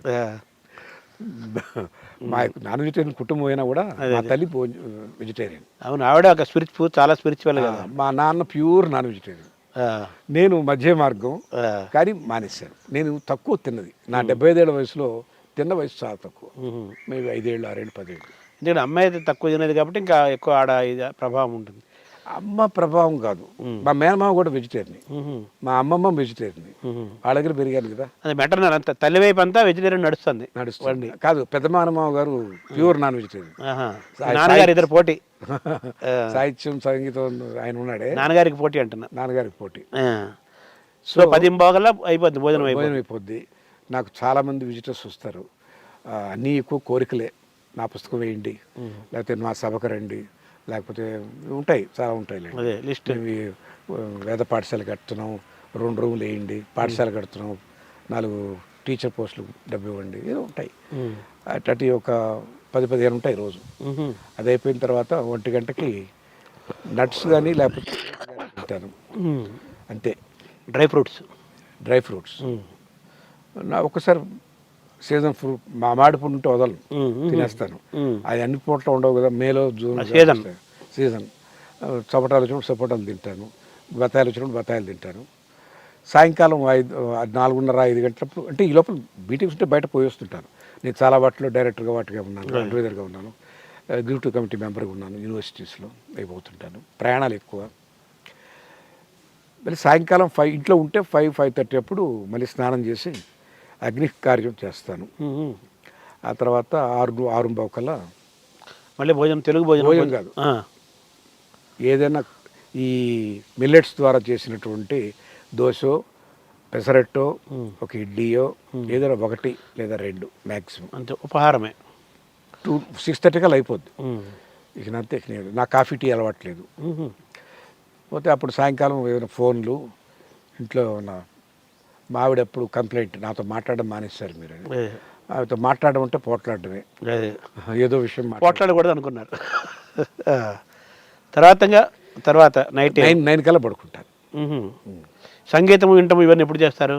ఈ వీటి మధ్యలో ఎప్పుడు వింటూనే ఉంటాను, వస్తూనే ఉంటుంది. నాకు ఇప్పుడు 4 గంటకే అలారం ఆటోమేటిక్గా మోగుతుంది. సుప్రభాతం నేను చేయించుకున్న తెల్లవారుజామున వెంకటేశ్వర సుప్రభాతం. 5:15 దాకా మావిడ లేదు కాబట్టి 5:30 దాకా ఆవిడకి విష్ణు సహస్రనామం 5:30కి ఆటోమేటిక్గా ఆన్ అయిపోతుంది, ఇల్లంతా వస్తుంది. మళ్ళీ సాయంకాలం 5 గంటలప్పుడు లలితా సహస్రం పెడతాం 5 నుంచి 6 దాకా. 6:30 నుంచి మళ్ళీ విష్ణు సహస్రనామం. ఇన్ని ఆటోమేటిక్గా ఆన్ అయిపోతాయి. అంటే మధ్యాహ్నం పూట విశ్రాంతి ఏమి ఉండదా? విశ్రాంతి నేను పడుకోను, చదువుతూ ఉంటాను, రాస్తుంటాను. నాకు అనేక పుస్తకాలకు ముందు మాట రాయాల్సిన సందర్భాలు, అనేక పుస్తకాలకు రివ్యూలు రాయాలి. తర్వాత నాకు ప్రింట్ చేయమని వచ్చిన పుస్తకాలు చదువుతాను, అవి నచ్చకపోతే వద్దంటాను. ఇట్లాంటివన్నీ ఉంటాయి.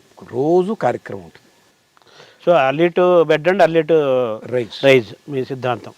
సో మీ ఆరోగ్య రహస్యము, మీ సైకిల్ కూడా ఇదే. ఇంతేనండి. ఎక్కువ ప్రయాణం లేనప్పుడు ఇదే. మీరు చేయాల్సిన బృహత్ కార్యక్రమాలు ఏమైనా ఉన్నాయా? చేయవలసినవి. పిల్లల్లో మార్పు తీసుకురావాలని నా కోరిక. సరస్వతి శిశు మందిర స్కూల్స్ లాంటివి ఒక 100 పిల్లలకి బాలల సాహిత్యం వైపు మళ్ళించి వాళ్ళ చేత సృజనాత్మక శక్తి పెంచి వాళ్ళు కూడా రాయగలరు, వాళ్ళ అభివ్యక్తిని పెంచాలి నా కోరిక. అదొక మంచి ప్రణాళిక పెట్టుకున్నాం. అంటే త్వరలో స్థాపిస్తారా? అవి ఉంది ఆల్రెడీ. తెలంగాణ శాస్త్ర పరిషత్తు చెన్నై గారు, శివారెడ్డి గారి సహాయంతో చేస్తున్నారు. దానికి ఒక బడ్జెట్ పెట్టుకున్నాను. 1 కోటి రూపాయలు వెచ్చించి రాసే పిల్లలు పెంచాలి. ఇయర్లీ 1 crore పెట్టారా దానికి? లేదు, మొత్తం 1 కోటి రూపాయలు పెట్టాను. ఓకే. ఇయర్లీ అంత ఇప్పుడు కేవలం ప్రస్తుతం 5 లక్షలు పడుతుంది సరస్వతి పరిషత్కి. పుస్తకాలు వేయడానికి వాళ్ళు 10 లక్షలు పెట్టుకున్నాం, 15 లక్షలు సంవత్సరానికి. ఇది కాక 1 కోటి రూపాయల దాకా మూలధనంగా పెట్టి ఎవరికైనా ఇచ్చేస్తాను. అది ఇప్పుడు చేయాలన్నప్పుడు. ఇప్పుడు సంవత్సరానికి 10-15 లక్షలు ఖర్చు పెడుతున్నా. అటు 4-5 ఏళ్ళు పెట్టి చివరిన నాకు అయిపోయింది కదా వయసు, ₹1,00,00,000 ఒక కార్పస్ ఫండ్కి ఇస్తారు, ఎవరన్నా దాని మీద చేయొచ్చు. అంటే ఈ సంగీత సాహిత్యాలు ఆధ్యాత్మికతతో చదువు రీడింగ్ అండ్ రైటింగ్ హ్యాబిట్స్తో పాటు మీరు యోగ విద్య ప్రచారం పట్ల కూడా మీకు ఒక ప్రత్యేకమైన ఇస్తూ ఉంటారు కదా, అదేం జరుగుతుందా?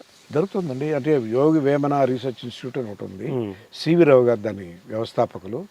దానికి నేను నడపడం అనేది అన్న మాట కరెక్ట్ కాదు, దాన్ని ఎంకరేజ్ చేశాను, దానికి చాలా కాలంగా సపోర్ట్ చేస్తూ వస్తున్నాను, 25 ఏళ్ళ నుంచి.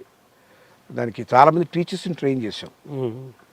ఇప్పుడు అక్కడ కేవలం ఏదో ఇది నేర్పడం కాదు, నాలాంటి వాడికి మీలాంటి వాడికి టీచర్గా వస్తానని అంటే వాళ్ళు రిక్రూట్ చేసుకొని వాళ్ళు టీచర్ అది మొత్తం నేర్పడం, వాళ్ళు టీచర్స్